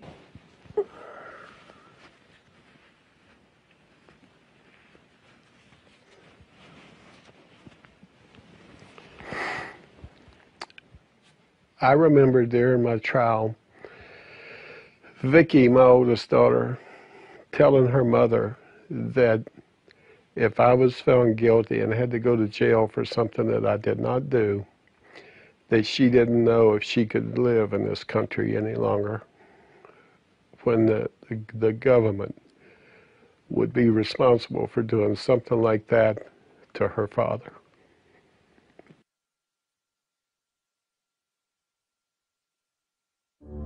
When the case went to trial in the fall of 1995, a procession of White House journalists volunteered to serve as character witnesses for Dale, including Brit Hume and Sam Donaldson. The press at the time, I think, ought to remind people that I testified at Billy Dale's trial as a character witness for him. The jury needed less than 2 hours to reach a verdict. And the jury came in and they found me not guilty on all counts. I laid my head down on the desk in front of me and cried. Ultimately, the Office of the Independent Counsel's final report on the Travel Office firings found that Mrs. Clinton's sworn testimony was factually inaccurate. Hillary Clinton was more powerful as a first lady than any first lady that had been in the White House that I knew of. Until I have learned that she was involved with it more than Bill was. Bill just wiped his hands of it and just would let her handle it. That's an example of the cynicism and the ruthlessness of the Clintons. And at the time, I think a lot of people thought that Hillary had at least as much to do with that as Bill did. What she did to the travel office, I mean, in a way, that is the most illustrative scandal because it was such an Evita Peron act of maliciousness toward these ordinary people. This guy running the travel office all these years, I'm getting them out, getting my rich Hollywood friends in.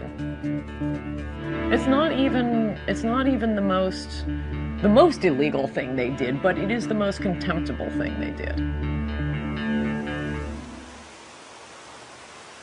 Billy Dale wasn't the only victim of what some would allege to be Hillary Clinton's brutal and corrupt political machine.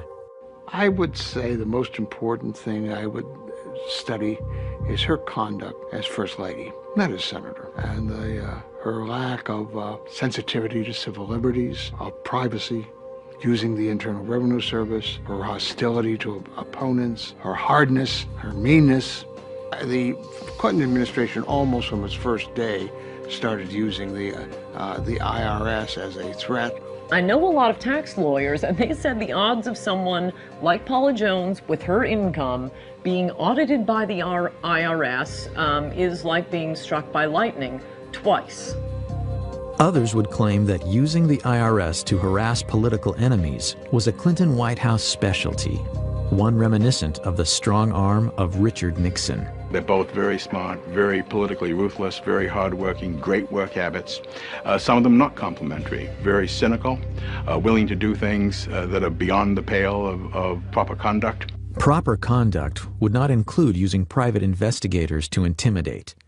Those allegations come from several women involved with Bill Clinton, including Jennifer Flowers, Elizabeth Ward Grayson, Paula Jones, and Kathleen Willey. The scare tactics, being followed, being audited by the IRS, their homes broken into.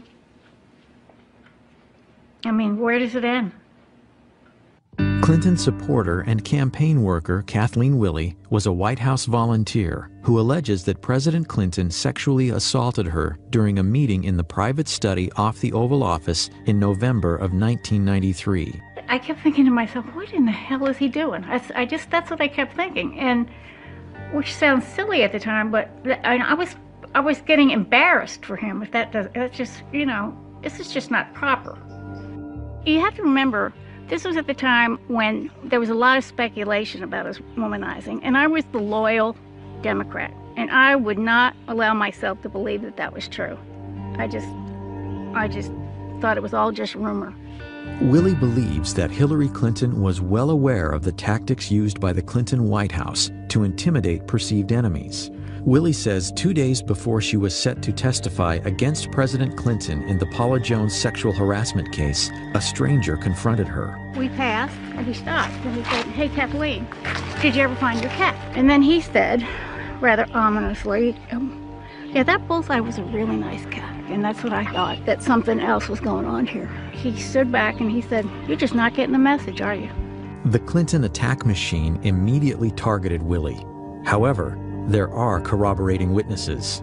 Jared Stern, a former Marine, later told congressional investigators he was hired to investigate Kathleen Willey during a clandestine nighttime meeting. It was late at night. He called me, asked me to meet him here in this parking garage.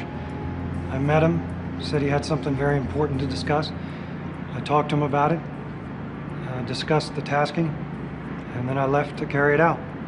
Stern declines to discuss what he was hired to do, but Stern has admitted he was so uneasy about it that he called Willie, using an alias. I made a telephone call to Miss Willie. I left a message on her answering service indicating that I'd try again the next day. And he left a message for me saying, be careful, that there were people out to get me. Jared Stern is a first-hand witness to what the Clintons are doing, have done, and are doing to these women. The Clintons are a unit. They share a zeal for power and a willingness to engage in any and all threat-neutralizing strategies. Legality be damned. No one will ever say what happened to Kathleen Willey was an anomaly. That MO can be seen throughout the Clintons' political lives. It is consistent. Willie says her car was vandalized, her house broken into, and a cat's skull was left on her porch. Today, she still lives in fear.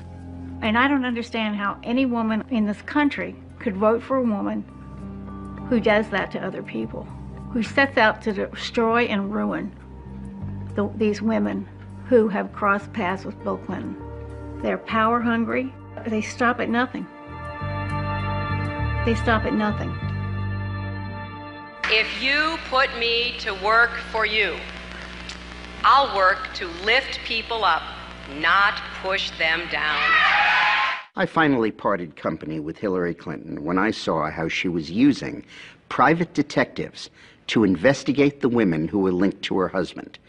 Not to change him, not to reform him, not to make him a better person, but to cow the women into silence so that he could get elected president. I do not want that woman controlling the IRS or the DEA or the NSA or the FBI or the CIA. Not in a democracy, I don't. I mean, think of what it says about Hillary Clinton, that she was willing to put up with his open philandering, with anything in a skirt who wanders before his eyesight, all for the power. At least with Bill Clinton, he was just, good time Charlie. Hillary's got an agenda, and she's willing to put up with that to be president of the United States. She's got a to-do list when she gets to the White House. Hillary Clinton's Machiavellian behavior, her tendency to manipulate, deceive, and destroy for personal gain, is nothing new. This woman, now a hero to feminists, gained much of her power during the Clinton presidency from her ability to deal with her husband's infidelities. Bill was always heavily involved in the policies of his administration, but he left chasing down his women and silencing them, pursuing the scandals and lying about them, escaping culpability for any of the things in their past, to Hillary. She was his Nixon. She was his evil equivalent. She was the one who made sure that nothing got to him because she was so good at it. And she was.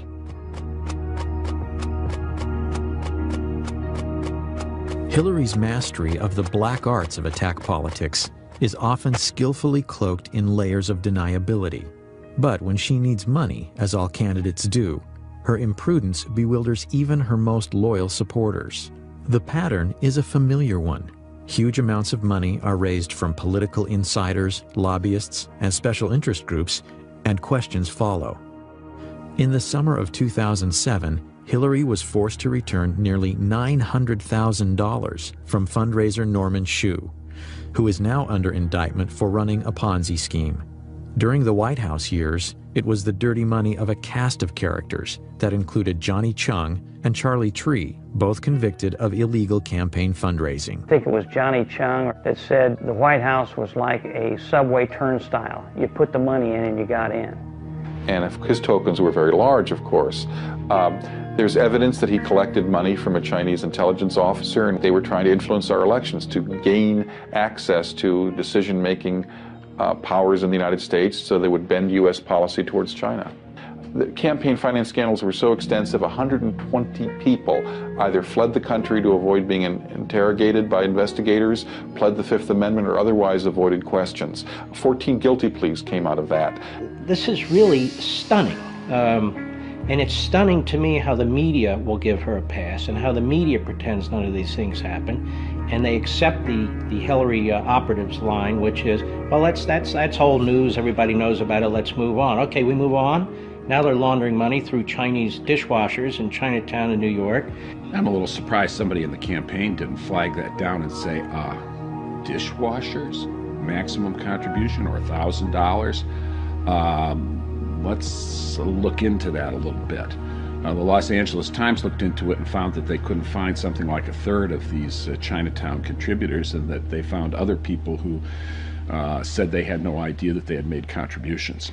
It looks like a clear case that somebody committed fundraising law violations, and the Clinton campaign at the least did not do due diligence to try and track that down.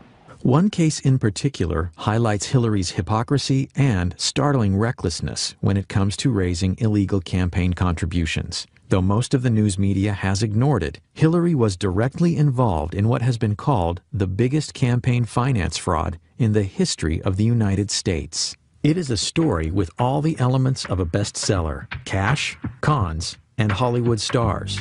And it was all caught on tape.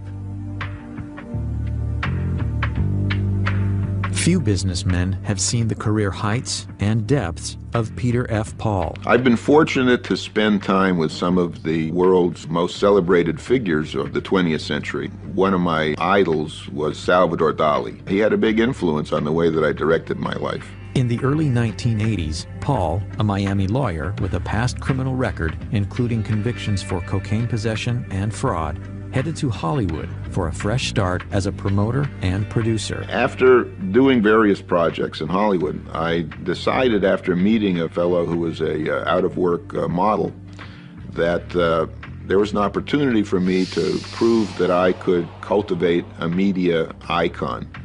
Within 18 months, I had him on the cover of People magazine. Ultimately, it led to my first meeting with the Clintons, with Hillary Clinton, actually. In February of 2000, Peter Paul met with Hollywood charity fundraiser Aaron Tonkin. Tonkin was a celebrity-obsessed con man who in just a few years went from being homeless to one of the Clintons' top money contacts in Hollywood.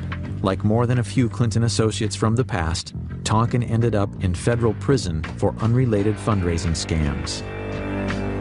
Aaron, it's Hillary Clinton. I just wanted to call and wish you well for this evening. It was a growing new relationship. I don't know where it ultimately would lead, but I suppose not in a good place, because all the people that I met around them, that I dealt with in different events, have all gone to prison. And these are very close people, mainly to the president. Through Tonkin's connections to the Clintons came an interesting offer. In exchange for donations to Hillary's 2000 Senate campaign, Paul would gain access to Bill Clinton for business opportunities once Clinton left the White House. I had become a very close friend of the creator of Spider-Man, Stan Lee, and we had started a company together in late 1998. So I embarked on this effort to try to hire Bill Clinton when he left the White House as a rainmaker for the company Stan Lee Media. We had a luncheon at Espagos for 12 people who were influential in the community, and we also raised some money for Hillary. And at that point, I indicated that my plans were to hire Bill when he left the White House. She responded by saying that she would help if I became a major supporter of her campaign. In June of 2000, Paul agreed to finance what would be the largest and most lavish political fundraiser ever staged in Hollywood. It consisted of a concert, a dinner, and a reception. In my office on July 17th, I got a phone call from Hillary Clinton. Paul, who had a habit of videotaping many of his encounters with Hollywood or DC power players, says this tape is evidence of 2 criminal offenses committed by Senator Hillary Clinton. The tape seems to indicate Clinton's participation in the planning of the event, violating federal election statutes. I think that whatever it is you're doing, is it okay that I thank you? I think it's tremendous. No, you know what? We're having a good time trying to help out. Well, I'm very appreciative, and it sounds fabulous. I got a full report from Kelly today when Hillary says she's not sure about what she can or cannot say, is she admitting that her input on the event could be illegal? I think that Whatever it is you're doing, is it okay that I thank you? Hillary Clinton refers to Kelly. Kelly is Kelly Craighead, Hillary's senior staff assistant at the White House. Hillary's confirmation that she had been fully briefed on my progress and that she would be involved on a personal basis whenever needed, committing a violation of the federal election law. I know I talked with Cher, and she was just great. Just said, she really was excited, and I hadn't talked to her, so you had to have really done a good job selling it to her. And her reference to Cher being induced to contribute her singing services. All of them colluded to hide this from every investigation. All of the expenses that I paid for entertainment and costs of various fundraisers for Hillary were never legally reported. But what I discovered was, because Hillary was involved directly, personally, and indirectly through her agent, Kelly Craighead, in conceiving the event, in soliciting the money to pay for the event, and then coordinating the expenditures for the event, clearly the two of them were violating federal law.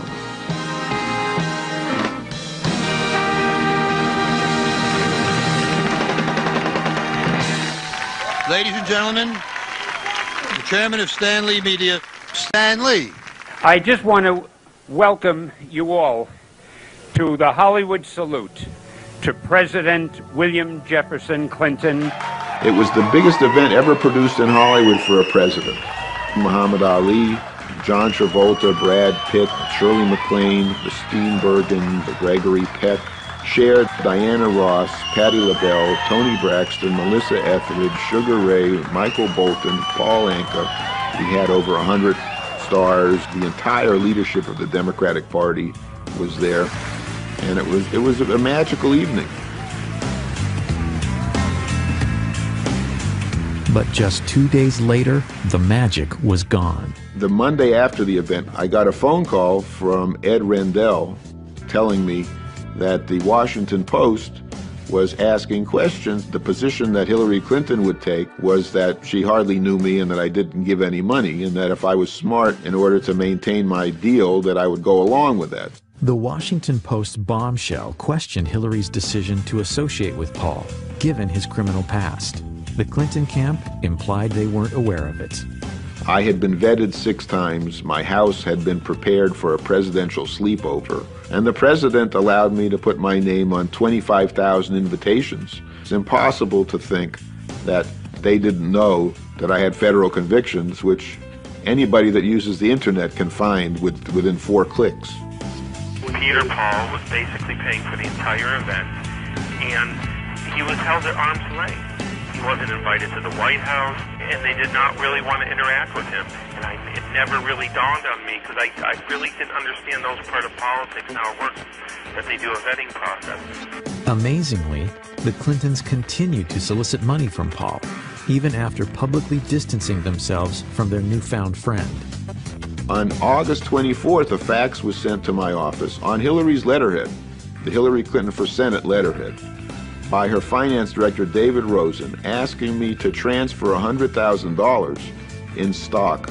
And here you have a smoking gun document, which is on her letterhead, faxed to my controller with the wiring instructions to send $100,000 worth of stock. That's illegal.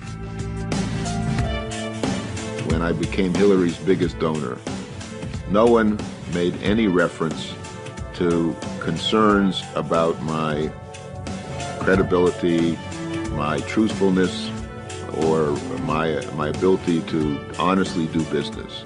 You know, Hillary has no problems with me as long as I'm writing checks. From there, the Paul case takes twists and turns no screenwriter could imagine. Stan Lee Media collapses. Paul is indicted on 2 felonies in connection with trading of Stan Lee Media stock. He's arrested in Brazil by Interpol and languishes 2.5 years in a Brazilian hellhole of a prison awaiting extradition. She's never called me a liar, and she's never said that my allegations are false. What she has sworn to is that she can't remember some conversations that we had in detail. I'm not asking anybody to like me or to trust me or even to believe me. I'm asking people to look at the record that is undisputed and to come to their own conclusions regarding the suitability of Hillary Clinton to acquire the highest office in this country. June 9, 2000, did you discuss with Hillary Clinton supporting her campaign in exchange for President Clinton helping you in your business concerns? Yes. Did Hillary Clinton pledge President Clinton's support for your business interests? Yes. August 13, 2000, at Barbara Streisand's home, did you talk with Hillary Clinton about supporting her campaign provided President Clinton help you with your business interests? Yes. I've been analyzing polygraphs since 1995. I attended the Department of Defense Polygraph Institute. I would say Mr. Paul has been truthful in his answering the questions concerning the issues administered in the polygraph. It was the most lavish affair of all.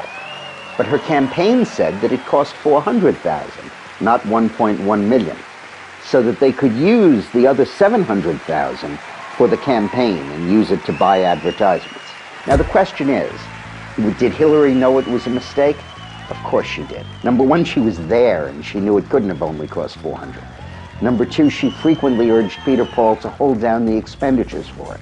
Number three, after the forms were filed with the FEC, Peter Paul told her they were inaccurate, and Hillary continued to file inaccurate forms. And finally, the FEC investigated it and concluded it did cost $1.1 million. I want to thank Stan Lee and Peter Paul and Aaron Tonkin for their extraordinary hard work and leadership on this. The Clinton campaign ultimately paid $35,000 in fines for having underreported the cost of the gala.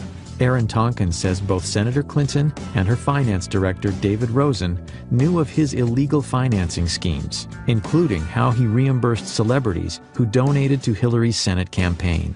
They wrote a check where I told them to write it, the Senate 2000 from the invitation they received, and then I reimbursed them either $1,000 or $2,000, depending if one or two people came. I told her National Finance Director, David Rosen, and he just said, don't tell me anything like that. And I told the FBI. Is it possible that the senator from New York and former First Lady, the most experienced of all the candidates, was completely unaware of her finance director's dealings? Peter Paul awaits sentencing for securities fraud. He vows to spend the rest of his life trying to expose what he characterizes as Hillary's chronic pattern of corruption.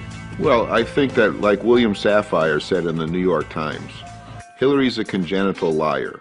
Even David Geffen, who was a supporter of hers, commented on her facility with lying. So if she can do this as publicly and in such a gross and unvarnished way, then imagine if she got additional power in the White House and what she would do with that. I can't think of any other politician in history who has shown such a disrespect and a contempt for the Constitution and the rule of law as Hillary. And I represented Richard Nixon's best friend, and I knew Richard Nixon. And I'll tell you something, she's no Richard Nixon, she's worse. One of her great claims throughout the 90s and in her present career as senator is that she'll say, oh, this is all old news. Well, it's old news because the Clintons are repeat offenders. They've been doing these things going right back to the 1980s.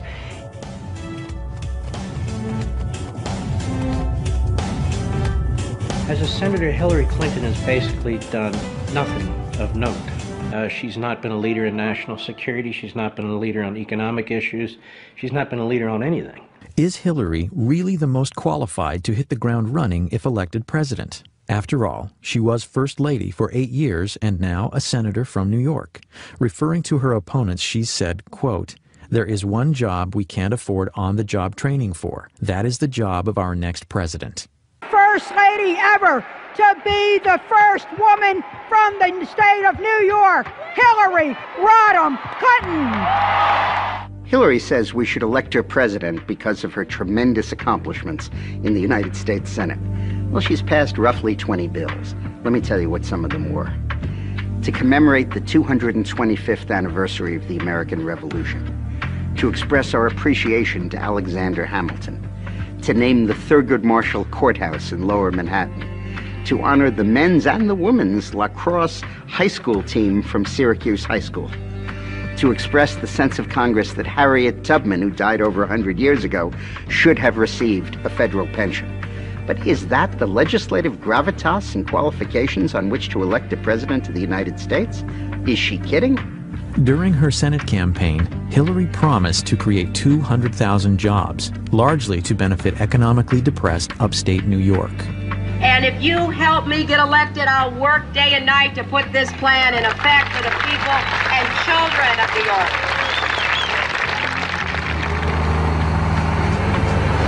I'm Marshall Brown. I'm the owner-operator of GMB Farm. I grew up here with my father, but we sold out in 1985, and I started back up in 1987. I milk cows every day of my life for 20 years.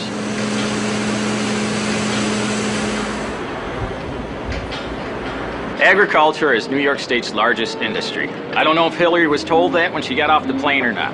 Dairy farming is the largest segment of that. 3 years ago, Hillary Clinton came to Oswego County. She said she had a plan for the dairy industry. Like all her plans, she never gives any specifics, but it's going to make everything all wonderful for us. 2 years after she gave her I Got a Plan speech, the price of milk dropped to the same level it was in 1979, and I'm losing my ass. Senator Clinton's promise of 200,000 jobs for upstate New York was one of the most irresponsible statements she ever made. Because A, it proved to me that she had no clue what was wrong with upstate New York, and B, there's no way the federal government can deliver that. Should she have made the promise? Oh, sure. That's what politicians do. That's what God put them on the earth to do, is make promises they can't keep. I don't fault her for making the promises.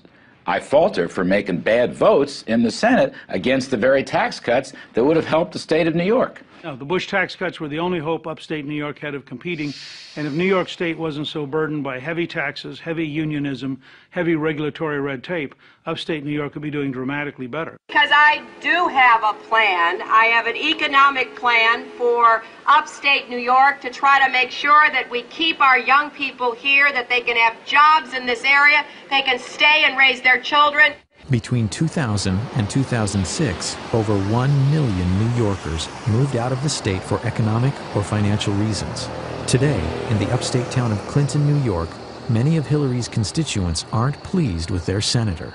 Well, we certainly would like more support from her in this area. I think every business would like to see more economic support. I think that she's just a typical politician. Whatever the surveys show she should be doing, she's doing. She tends to spend most of her time downstate. That's where the votes are primarily, and sometimes we feel forgotten up here. She cares more about her consumers, her food stamps, her welfare programs than she does the American farmer that's producing the food. When the American farmer is eligible for food stamps, there's a problem. Which I am. As a presidential candidate, Hillary has made other promises that may also prove difficult to keep. My plan does not create a single new government department, agency, or bureaucracy. It is not a government takeover of health care. It is a public-private partnership that provides more choices. Her sweeping health care reform proposal comes with a price tag of nearly $110 billion per year. Anne is going to pay more. You are going to pay more. People with jobs will pay more. That's why she's so popular with women with needs, but not so popular with women with jobs. Hillary's first effort to socialize health care came in 1993 during her husband's first term. Widely perceived as a disaster, many say it provoked the Republican Revolution. I mean, certainly you have to ask whether or not she's learned a lot from that experience. It was a failure. She knows it was a failure. It was a very embarrassing failure for her. Where have you seen the government make anything more efficient and less costly and more effective by its presence? Where have you seen that? As I've said on many occasions, I still have the scars to show from what we tried to do back in the first 2 years of Bill's administration. The effort to kill Hillary Care was really good common American sense. Americans know a bad fish when they smelled one. Everything Hillary wants for America is what Canada does for all of its people, any one of whom that has $5 extra in their pocket comes across the border to the United States for health care services. I think it's worth remembering, after her health care fiasco, the Clinton team put us aside. They gave her ceremonial duties thereafter. She was more like a Pat Nixon than she was like an Eleanor Roosevelt from mid-94 onward, because Bill Clinton's professionals recognized she'd made a hash of the one big policy she'd been given. She was essentially out of the White House in 95, 96. And I know because I was there most of that time. She was visiting China. She went to 70 foreign countries. She wrote a best-selling book, did book signings. Then when the Lewinsky scandal broke, she came back to Washington, and in 98 and 99 led the effort to keep her husband in office, and in 99 and 2000 spent her time running for the Senate in New York. Many Americans believe our healthcare system needs improvement. But what is Hillary's solution? Hillary is really the closest thing we have in America to a European socialist. She really believes that government should vastly expand its efforts in the areas of healthcare and education, and she wants to increase taxes to do it, from 33% as it is now, up into the mid-40s and high 40s as it is in France and Germany. I'm going to take $10 billion away from a lot of these industries, starting with money from the HMOs that are getting too much out of Medicare, starting with the no-bid contracts for Halliburton, starting with the defense industry that needs to be pared down and reined in. I've been very clear about that. And as she talks on the campaign trail, her purpose of government, as she sees it, is to remold society for the common good. The common good in this case means government. It means Washington. She wants government to be in control. She wants government to direct the economy. The other day, the oil companies reported the highest profits in the history of the world. I want to take those profits and I want to put them into a strategic energy fund. She expects to use the government to become extremely involved with the lives of the people in this country, because government knows best. So when she talks about nationalizing health care, she's not kidding. She's been at this now for 10 years. She wants to take over the healthcare system.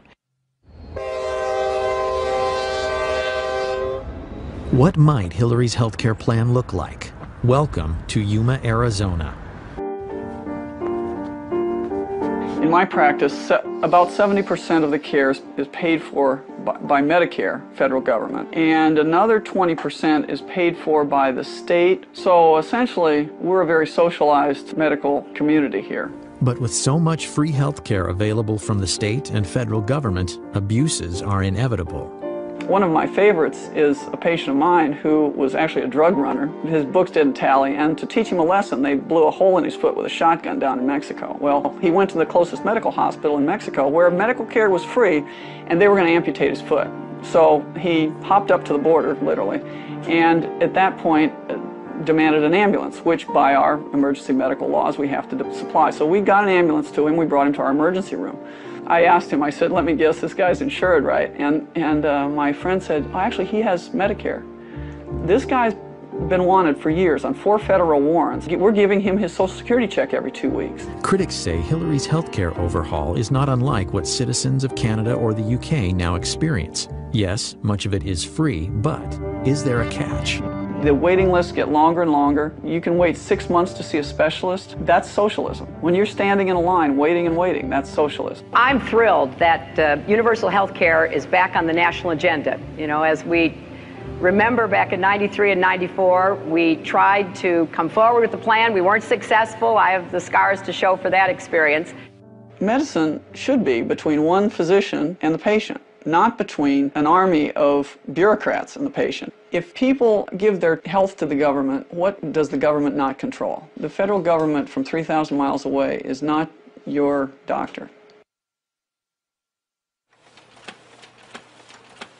Hillary's health care is one of the few Clinton campaign platforms that contains specifics.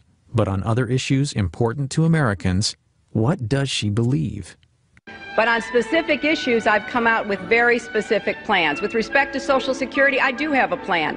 But personally, I am not going to be advocating any specific fix until I am seriously approaching fiscal responsibility. Do you, the New York Senator Hillary Clinton, support the New York governor's plan to give illegal immigrants a driver's license. I did not say that it should be done, but I certainly recognize why Governor Spitzer is trying to do it. No. You said yes. No. You thought it made sense to do it. No, I didn't, Chris. It makes a lot of sense. What is the governor supposed to do? Do I think this is the best thing for any governor to do? No.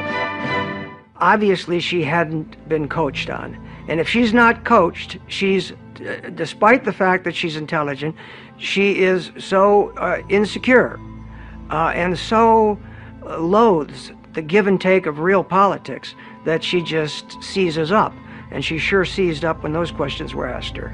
Now, finally, for the first time, everyone talks about, well, Hillary talks about how, oh, they were so mean to her, they were so mean to her. All that happened in that debate was that, I think it was Tim Russert in that debate, engaged in the old journalistic practice of the follow-up question. That's all it took. And, you know, all hell breaks loose because Hillary's asked to actually tell us what your position is.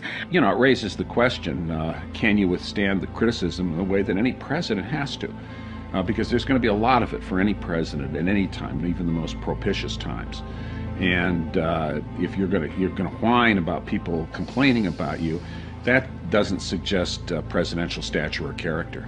I can support the president. I can support an action against Saddam Hussein because I think it's in the long-term interests of our national security. If I had been president in 2003, I never would have started this war. And if it is still going on when I am president in 2009, I will end it. I was one who supported giving President Bush the authority, if necessary, to use force against Saddam Hussein. I believe that that was the right vote. If I had been president in October of 2002, I would have never asked for authority to divert our attention from Afghanistan to Iraq, and I certainly would never have started this war. So it is with conviction that I support this resolution as being in the best interests of our nation, and it is a vote that says clearly to Saddam Hussein, this is your last chance.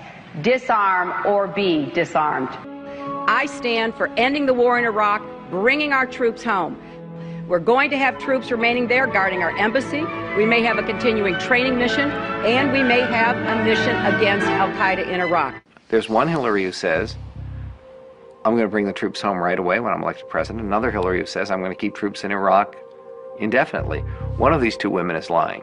I think she did that as long as she thought that it was still politically advantageous to support the war effort. Once 2006 kicked in and the war became quite unpopular, at least for a while, then she started moving to the anti-war position, reversing her positions which she held only months before. Not because her heart was full of pacifistic leftist tendencies, because she thought it was the politically expedient way to go. Flip-flopping on a driver's license is one thing, but words do matter, particularly when they impact the lives of our soldiers and their families. He loved being a Marine. He looked me square in the eye and he just said to me, he said, Dad,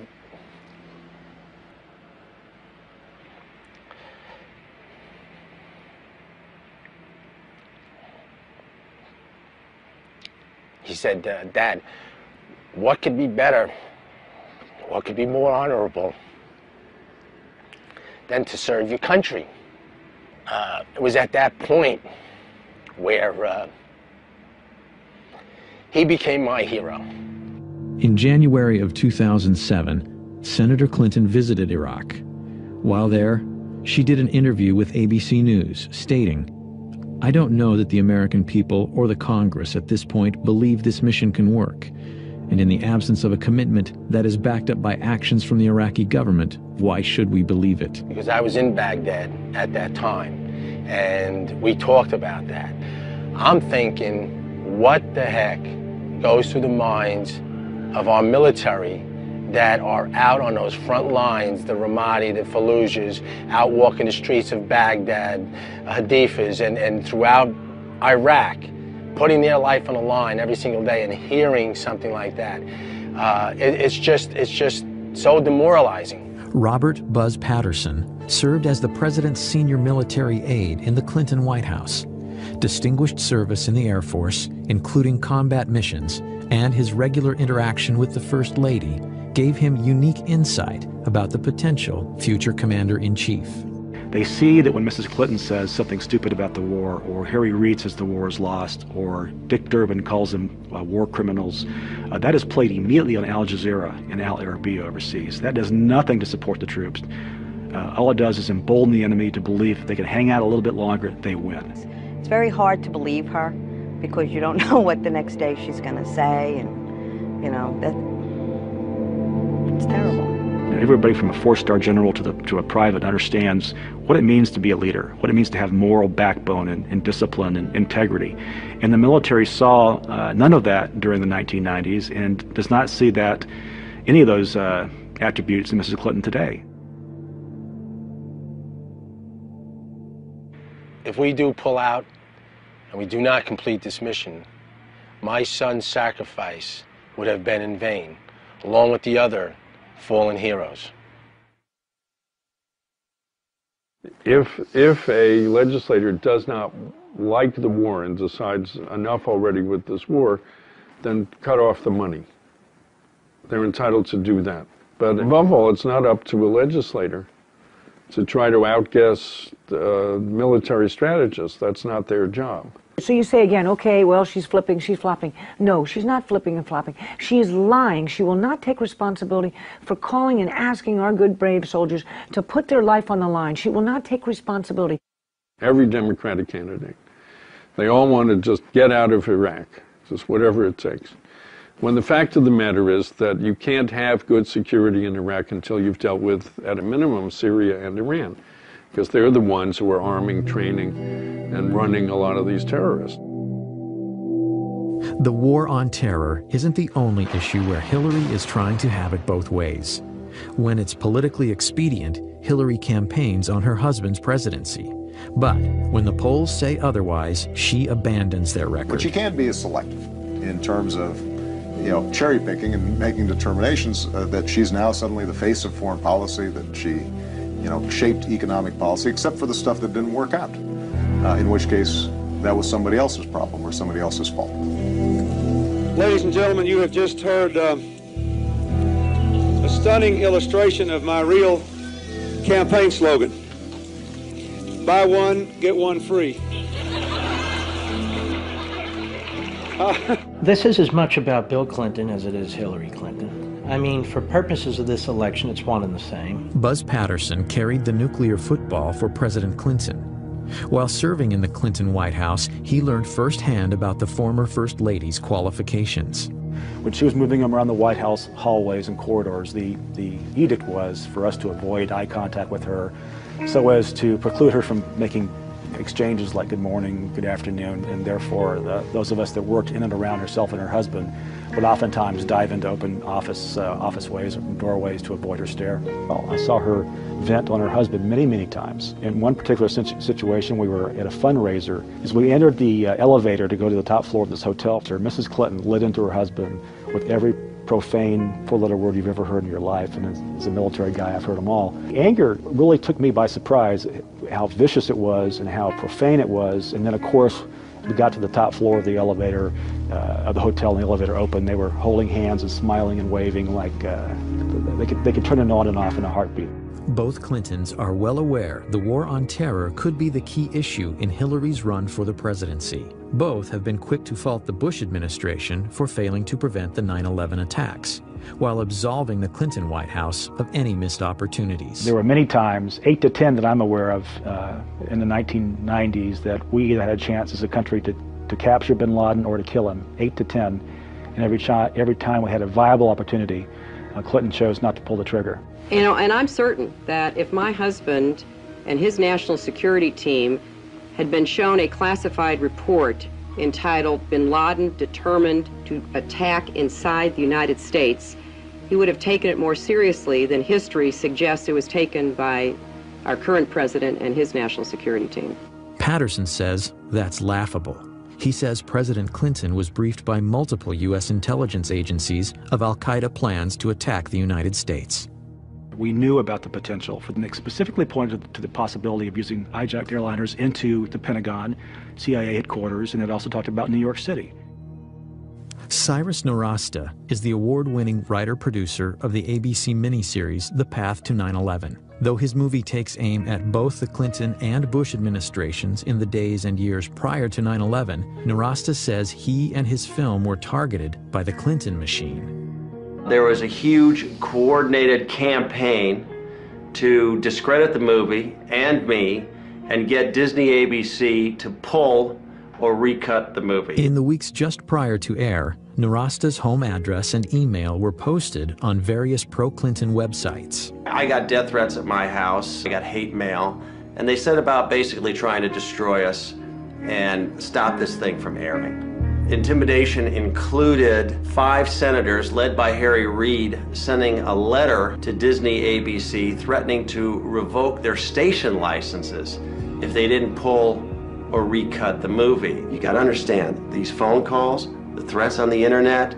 these bloggers, all of these people out there, none of them had seen the movie. This was all political spin, and it was generated by ex-President Clinton from his offices in Harlem, where he met with all of these bloggers to specifically discuss countermeasures against the ABC broadcast, The Path to 9/11, and how they could get it pulled from the air. Disney ended up cutting about 3 minutes from the over 5 hours of the broadcast. So I'm going to show that to you now. They have the compound surrounded. They know where bin Laden is. Mr. Berger, is this something And what they need to do is coordinate with Washington. So they're on satellite phone communication with Sandy Berger, Richard Clark, George Tenet, et al. From Washington to basically get the final green light to go ahead with this operation. Our people are in place. Now, it's been confirmed that Osama bin Laden is in the building on the site. You are the National Security Advisor. Can't you give the order? Look, George, if you feel confident, you can present your recommendation to the president yourself. So if it all goes bad, it comes down on my head, like Janet Reno in Waco. The buck stops down the hall.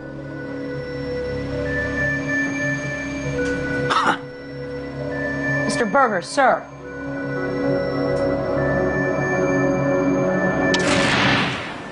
Unbelievable. Did they abort us? Yes. It's shocking that ABC would bow down to Bill Clinton on the path to 9/11. It's shocking that Bill Clinton would ask. You can't imagine Walter Mondale doing that. I don't even think you could imagine Jimmy Carter doing that. President Clinton has said he never got that close to getting Osama bin Laden. But national security experts have said on the record that the path to 9/11 was accurate. The path to 9/11 got it right. That's why they were upset. We exposed the hot button truth that they've been trying to bury for years. The $40 million project was a ratings smash with nearly 28 million viewers. It later received 7 Emmy nominations. But if you want to catch The Path to 9/11 on DVD, you can't. ABC Disney won't release it. Why would they pass up millions of dollars in DVD revenue? I think the initial attacks were really about President Clinton's legacy. However, now, a year later, with the DVD being suppressed, I think it has become about Hillary's run for the White House. All I can say is what the exec at ABC told me, which is if Hillary wasn't running, this wouldn't be a problem. Hi, Mr. Berger. How are you doing? All right, buddy. I have just a brief statement. Last year, when I was in the archives reviewing documents, I made an honest mistake. It is one that I deeply regret. Former Clinton National Security Advisor Sandy Berger pled guilty to stealing and destroying highly classified documents from the National Archives and lying to investigators. I might say it seems Sandy walked out of the National Archives with some PBDs in his BVDs and some classified docs in his socks. I was surprised and astonished when I learned that he had taken documents out of the National Archives, stuffed them in his socks. I have written that the only reason Berger might have done this was at the behest of Bill Clinton or someone of similar stature who wanted information or, single copies of unique copies removed from the archives. The papers reportedly revealed Clinton's response regarding the Millennium Bomb plot and Sudan's offer to turn over bin Laden in 1996.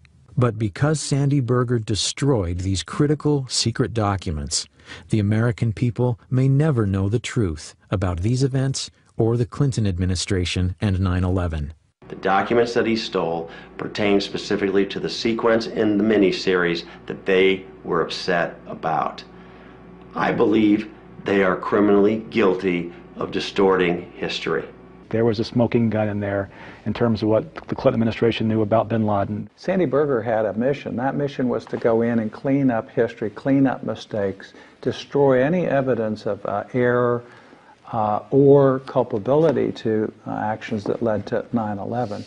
He accomplished that. He basically paved the way for her to move forward and give Bill a free pass. I mean, it's that simple. Sandy Berger was fined, lost his security clearance for 3 years, and was disgraced, especially in Washington. But he has resurfaced. Reportedly, Berger is now an advisor to the presidential campaign of Hillary Rodham Clinton.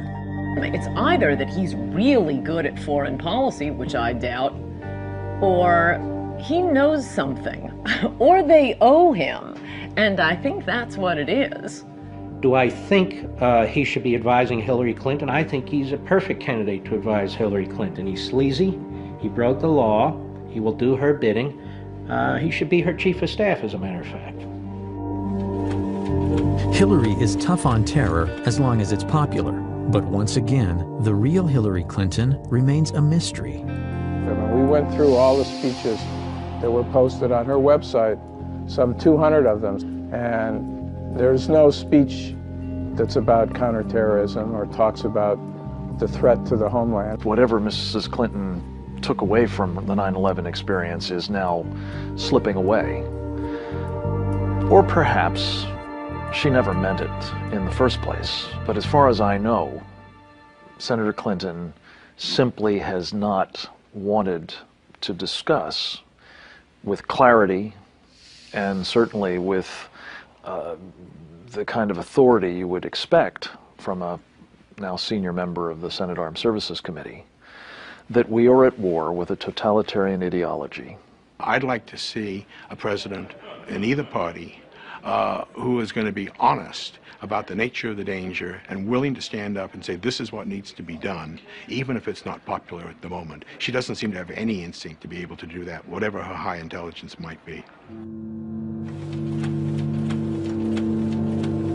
Who is the real Hillary Clinton? Clinton scholars and writers hoping for an answer were shocked to learn that, despite Freedom of Information Act stipulations, after 3 years, the Clinton Library has only released 0.5% of its records. This is the mentality of a tyranny, and yet the media treats this as if it's no big deal. It is a very, very big deal. We paid for those documents at that library. Much of our money goes into that library. It's a federally run operation. The Clinton Library is known locally as Little Rock's Fort Knox. Nearly 2 million pages of records covering Hillary's years in the White House are locked away, clouding her role in policymaking. Over 300 Freedom of Information Act requests are pending. Well, that's not my decision to make, and I don't believe that any president or first lady ever has, but certainly we'll move as quickly as our circumstances and the processes of the National Archives permits. This idea they're claiming now that we're trying to release them, we're trying to as fast as we can, but the library just won't let us release them. You want the papers released, order the papers released. They're your papers. A tendency of this administration, from the top all the way to the bottom, is to withhold information, to resist legitimate requests for information, to refuse to be forthcoming about information that is of significance and relevant to the job that all of you do and the interests of the American people. I think the American people have a right to as much of the public record as possible about Hillary Clinton. Those records should be released before the 2008 election so we can learn a lot more about exactly how much influence she had in the White House, what her positions were in the White House, and how she acted in the White House. Character is defined as what we do when we think no one is looking. By that standard, many critics say the Clintons are sorely lacking.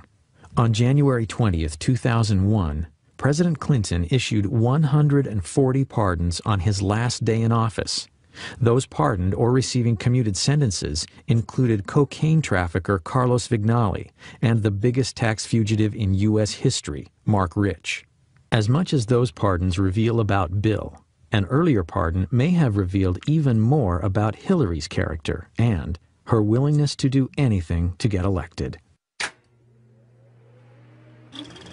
I remember the first Met game my dad took me to, and we were sitting at the very top of Shea Stadium. It was probably 1971. It was just a beautiful day out with my dad. You know, he loved the Mets, he loved his sports. That's one thing that I'll never forget, is sort of being in the car with him and being at the game with him, just enjoying his presence. It was an idyllic childhood, to be honest with you. I couldn't have asked for a better childhood up until I was 9. My dad was a very decent, honest family man. As a matter of fact, on that day, January 24th, he was looking forward to coming home that Friday, celebrating my brother's 11th and my 9th birthdays. It was going to be a big family event for us.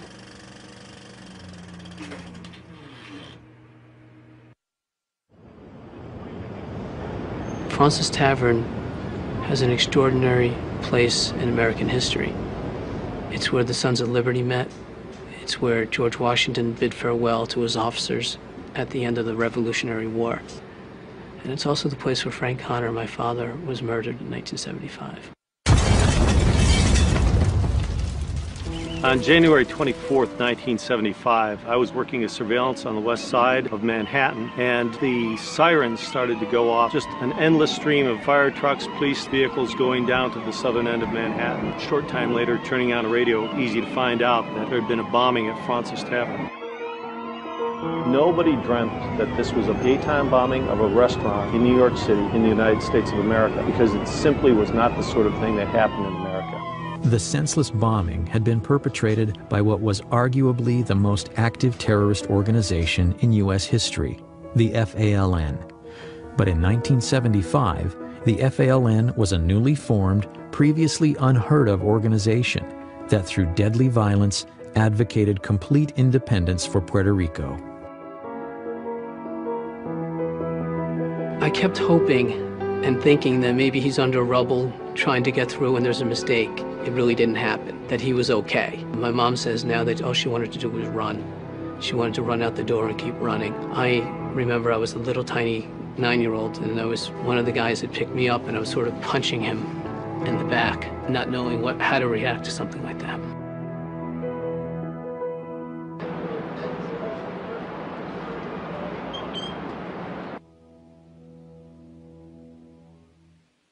Joe, this is the Bissell dining room at Fraunces Tavern, and this is the room that suffered most of the damage in the bombing on January 24th, 1975. The bomb was placed actually just on the opposite side of these doors. Waiters and some of the other witnesses remember seeing somebody come through this door carrying a large duffel bag. He looked around the room. One of the waiters was about to approach him and tell him that he had to leave when he stepped back out. Apparently left the bomb outside. This was a typical FALN device. It was a quantity of dynamite, included propane tanks, which was one of their trademarks in building their bombs in the early days, and a simple timer, a wristwatch altered to serve as a timer to set off the device. So he knew when he placed it that essentially the people that he had seen were going to feel the impact of it. Absolutely. He knew that he was committing mass murder, no question about it. Where would my dad have been sitting in relation to this table? I believe your dad was sitting at the end of the table here, Joe, and would have been one of the first people hit by the blast of the bomb.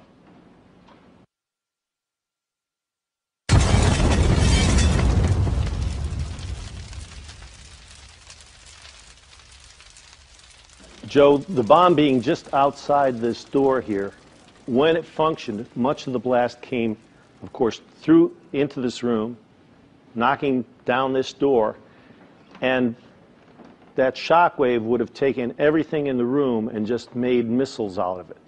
So you have victims that have pieces of glassware, pieces of silverware pushed into their bodies as a result of the blast.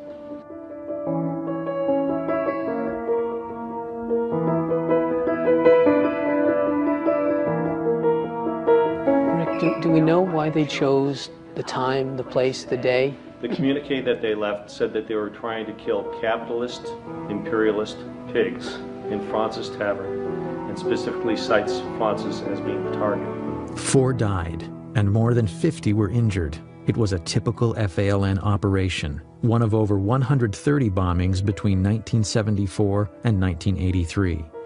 But on that crisp winter day at Francis Tavern, no one could imagine what the future held for the murderous members of the FALN.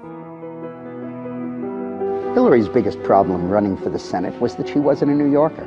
And how is she going to appeal to the specific ethnic groups that make up the New York State electorate? So, in September 1999, right in the middle of her Senate campaign, she was approached by City Councilman Jose Rivera, who really is a spokesman for the Hispanic community in New York, who gave her a packet urging the pardoning of the FALN terrorists. And included in the packet was a letter to Hillary asking her to use her influence on her husband to get these pardons granted. And 2 days later, they were. Freedom came today for most of the 14 Puerto Ricans who accepted President Clinton's controversial gift of clemency.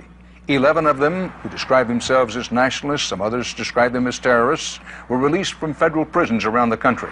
It made no sense. Not one of the incarcerated FALN terrorists had requested clemency or had expressed any remorse. In fact, prior to that action, the Clinton administration had granted clemency in just 3 cases out of over 3,000 applications, according to the Office of the Pardon Attorney at the Justice Department. It was putting a political agenda of the Clintons above my father's life. Sandy Berger appeared on television a day or 2 after the pardons were granted, or after the clemency was granted, and stated that these people were not personally involved in violence.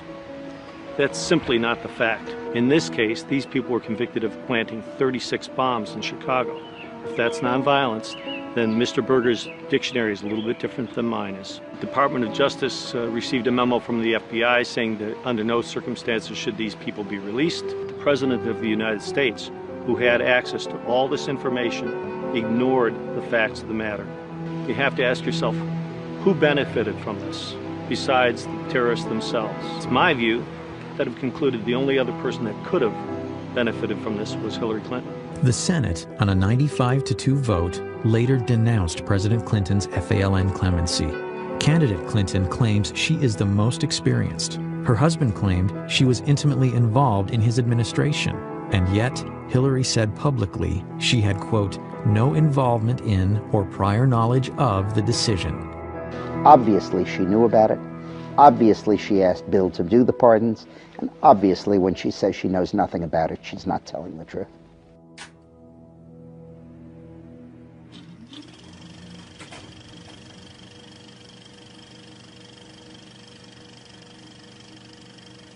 How dare they? My father was a decent, honest, family man, and he was being forgotten or used as a political pawn by those people who didn't have his decency, didn't have his family values, and wasn't the kind of man that my father was. We've had only 2 father-son presidencies in the history of our nation. We may be on the verge of the first husband and wife commander-in-chiefs. Historically, Americans have never been keen on dynasties. So it's worth remembering that a vote for Hillary is a vote to continue 20 years of a Bush or a Clinton in the White House. American people deserve to know that their presidency is not for sale, the Lincoln bedroom is not for rent, and lobbyist money can no longer influence policy in the House or the Senate. The problem with nostalgia is what we tend to do is you only remember what you like. and you forget the parts that you didn't like.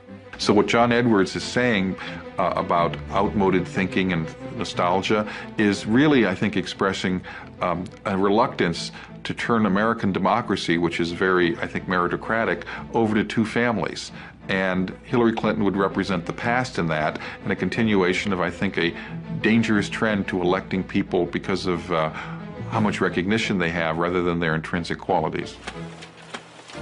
Finally, before America decides on our next president, voters should need no reminders of what's at stake: the well-being and prosperity of our nation.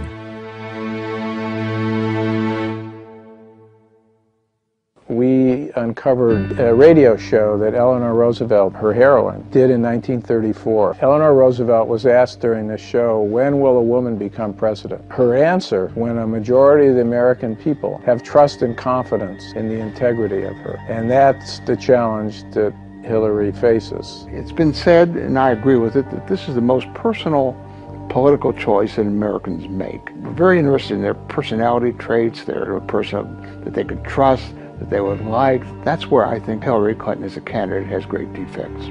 She's not accountable. She'll never be accountable personally for anything that she does. And her personality is such that she believes that the end justifies the means, no matter what those means are. If she weren't married to Bill Clinton, what is there that she has accomplished in her life that would lead you to believe that she should become the most powerful person in the country?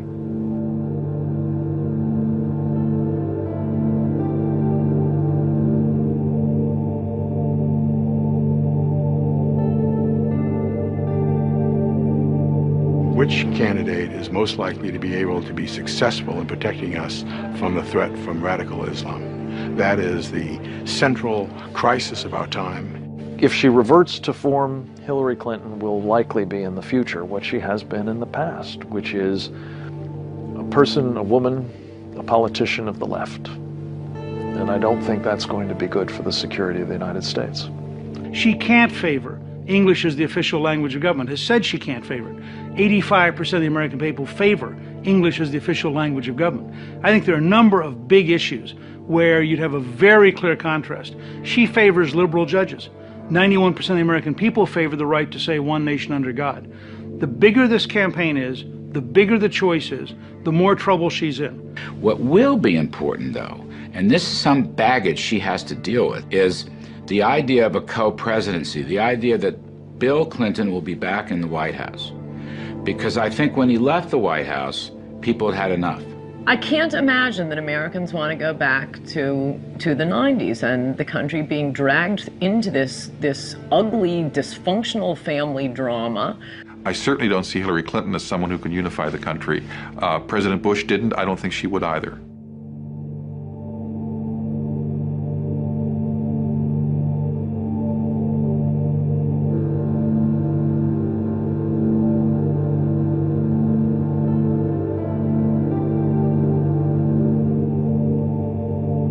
I think that we're at a very critical time in this country that requires leadership. And I can tell you, beyond a shadow of a doubt, that Hillary Clinton, I know, is not equipped, not qualified to be our commander-in-chief. This vote comes down to one thing: liberty. Do you believe in liberty or don't you? Economic liberty, free speech, protecting our borders, protecting our country from terrorism. The issue is liberty. You know, on January 20th, 2009, someone will stand on the steps of the Capitol and raise his or her hand to take the oath of office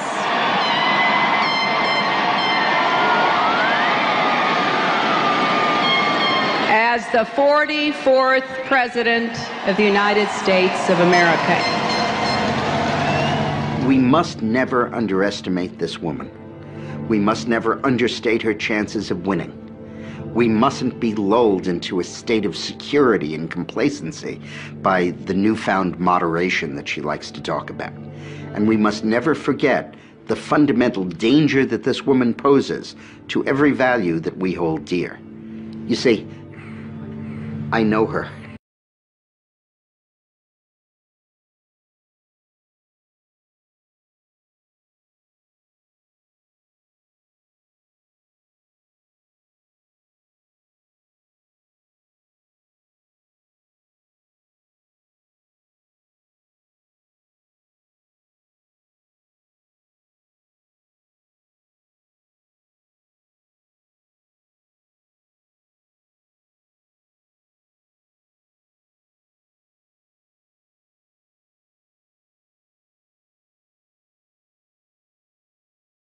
Welcome back to Hannity. Hillary Clinton is getting ready to hit the road to promote her new book titled What Happened? And she is charging people a pretty penny to meet her. For example, in Canada, she's asking people to pay almost 3,000 Canadian dollars for a VIP ticket. That's over 2,300 American dollars. And guess what? She'll finally be going to Wisconsin as part of her tour. Well, even Morning Joe poked fun at her. Watch this. Well, the good news is that Hillary Clinton's finally coming to Wisconsin on her book tour. Oh, that's good. Yes. How much does she charge you? I have no idea. No, Yeah. actually, I think there's a charge. Oh yeah, no, Okay, no, charge. it's I won't be able to afford it. Yeah. Yeah, but at least she found Wisconsin. At least she was able to find, you know, the upper Midwest. Oh my goodness, gentlemen! When you lose Wisconsin, you lose Morning Joe like that, and they're poking fun at you about Wisconsin. You know you're in trouble. All right, joining us now, 3 Action Fox News contributors Charlie Hurt and Richard Fowler, and radio talk show host Larry Elder. All right, so 3,000 Canadian dollars for a VIP ticket. Okay, Charlie? I mean, she couldn't get the people to show up to vote, but they're going to pay the big bucks, I guess. I don't know. And you know what? She probably will get people to show up and hear her. But you know, it's so amazing to sit back and think about what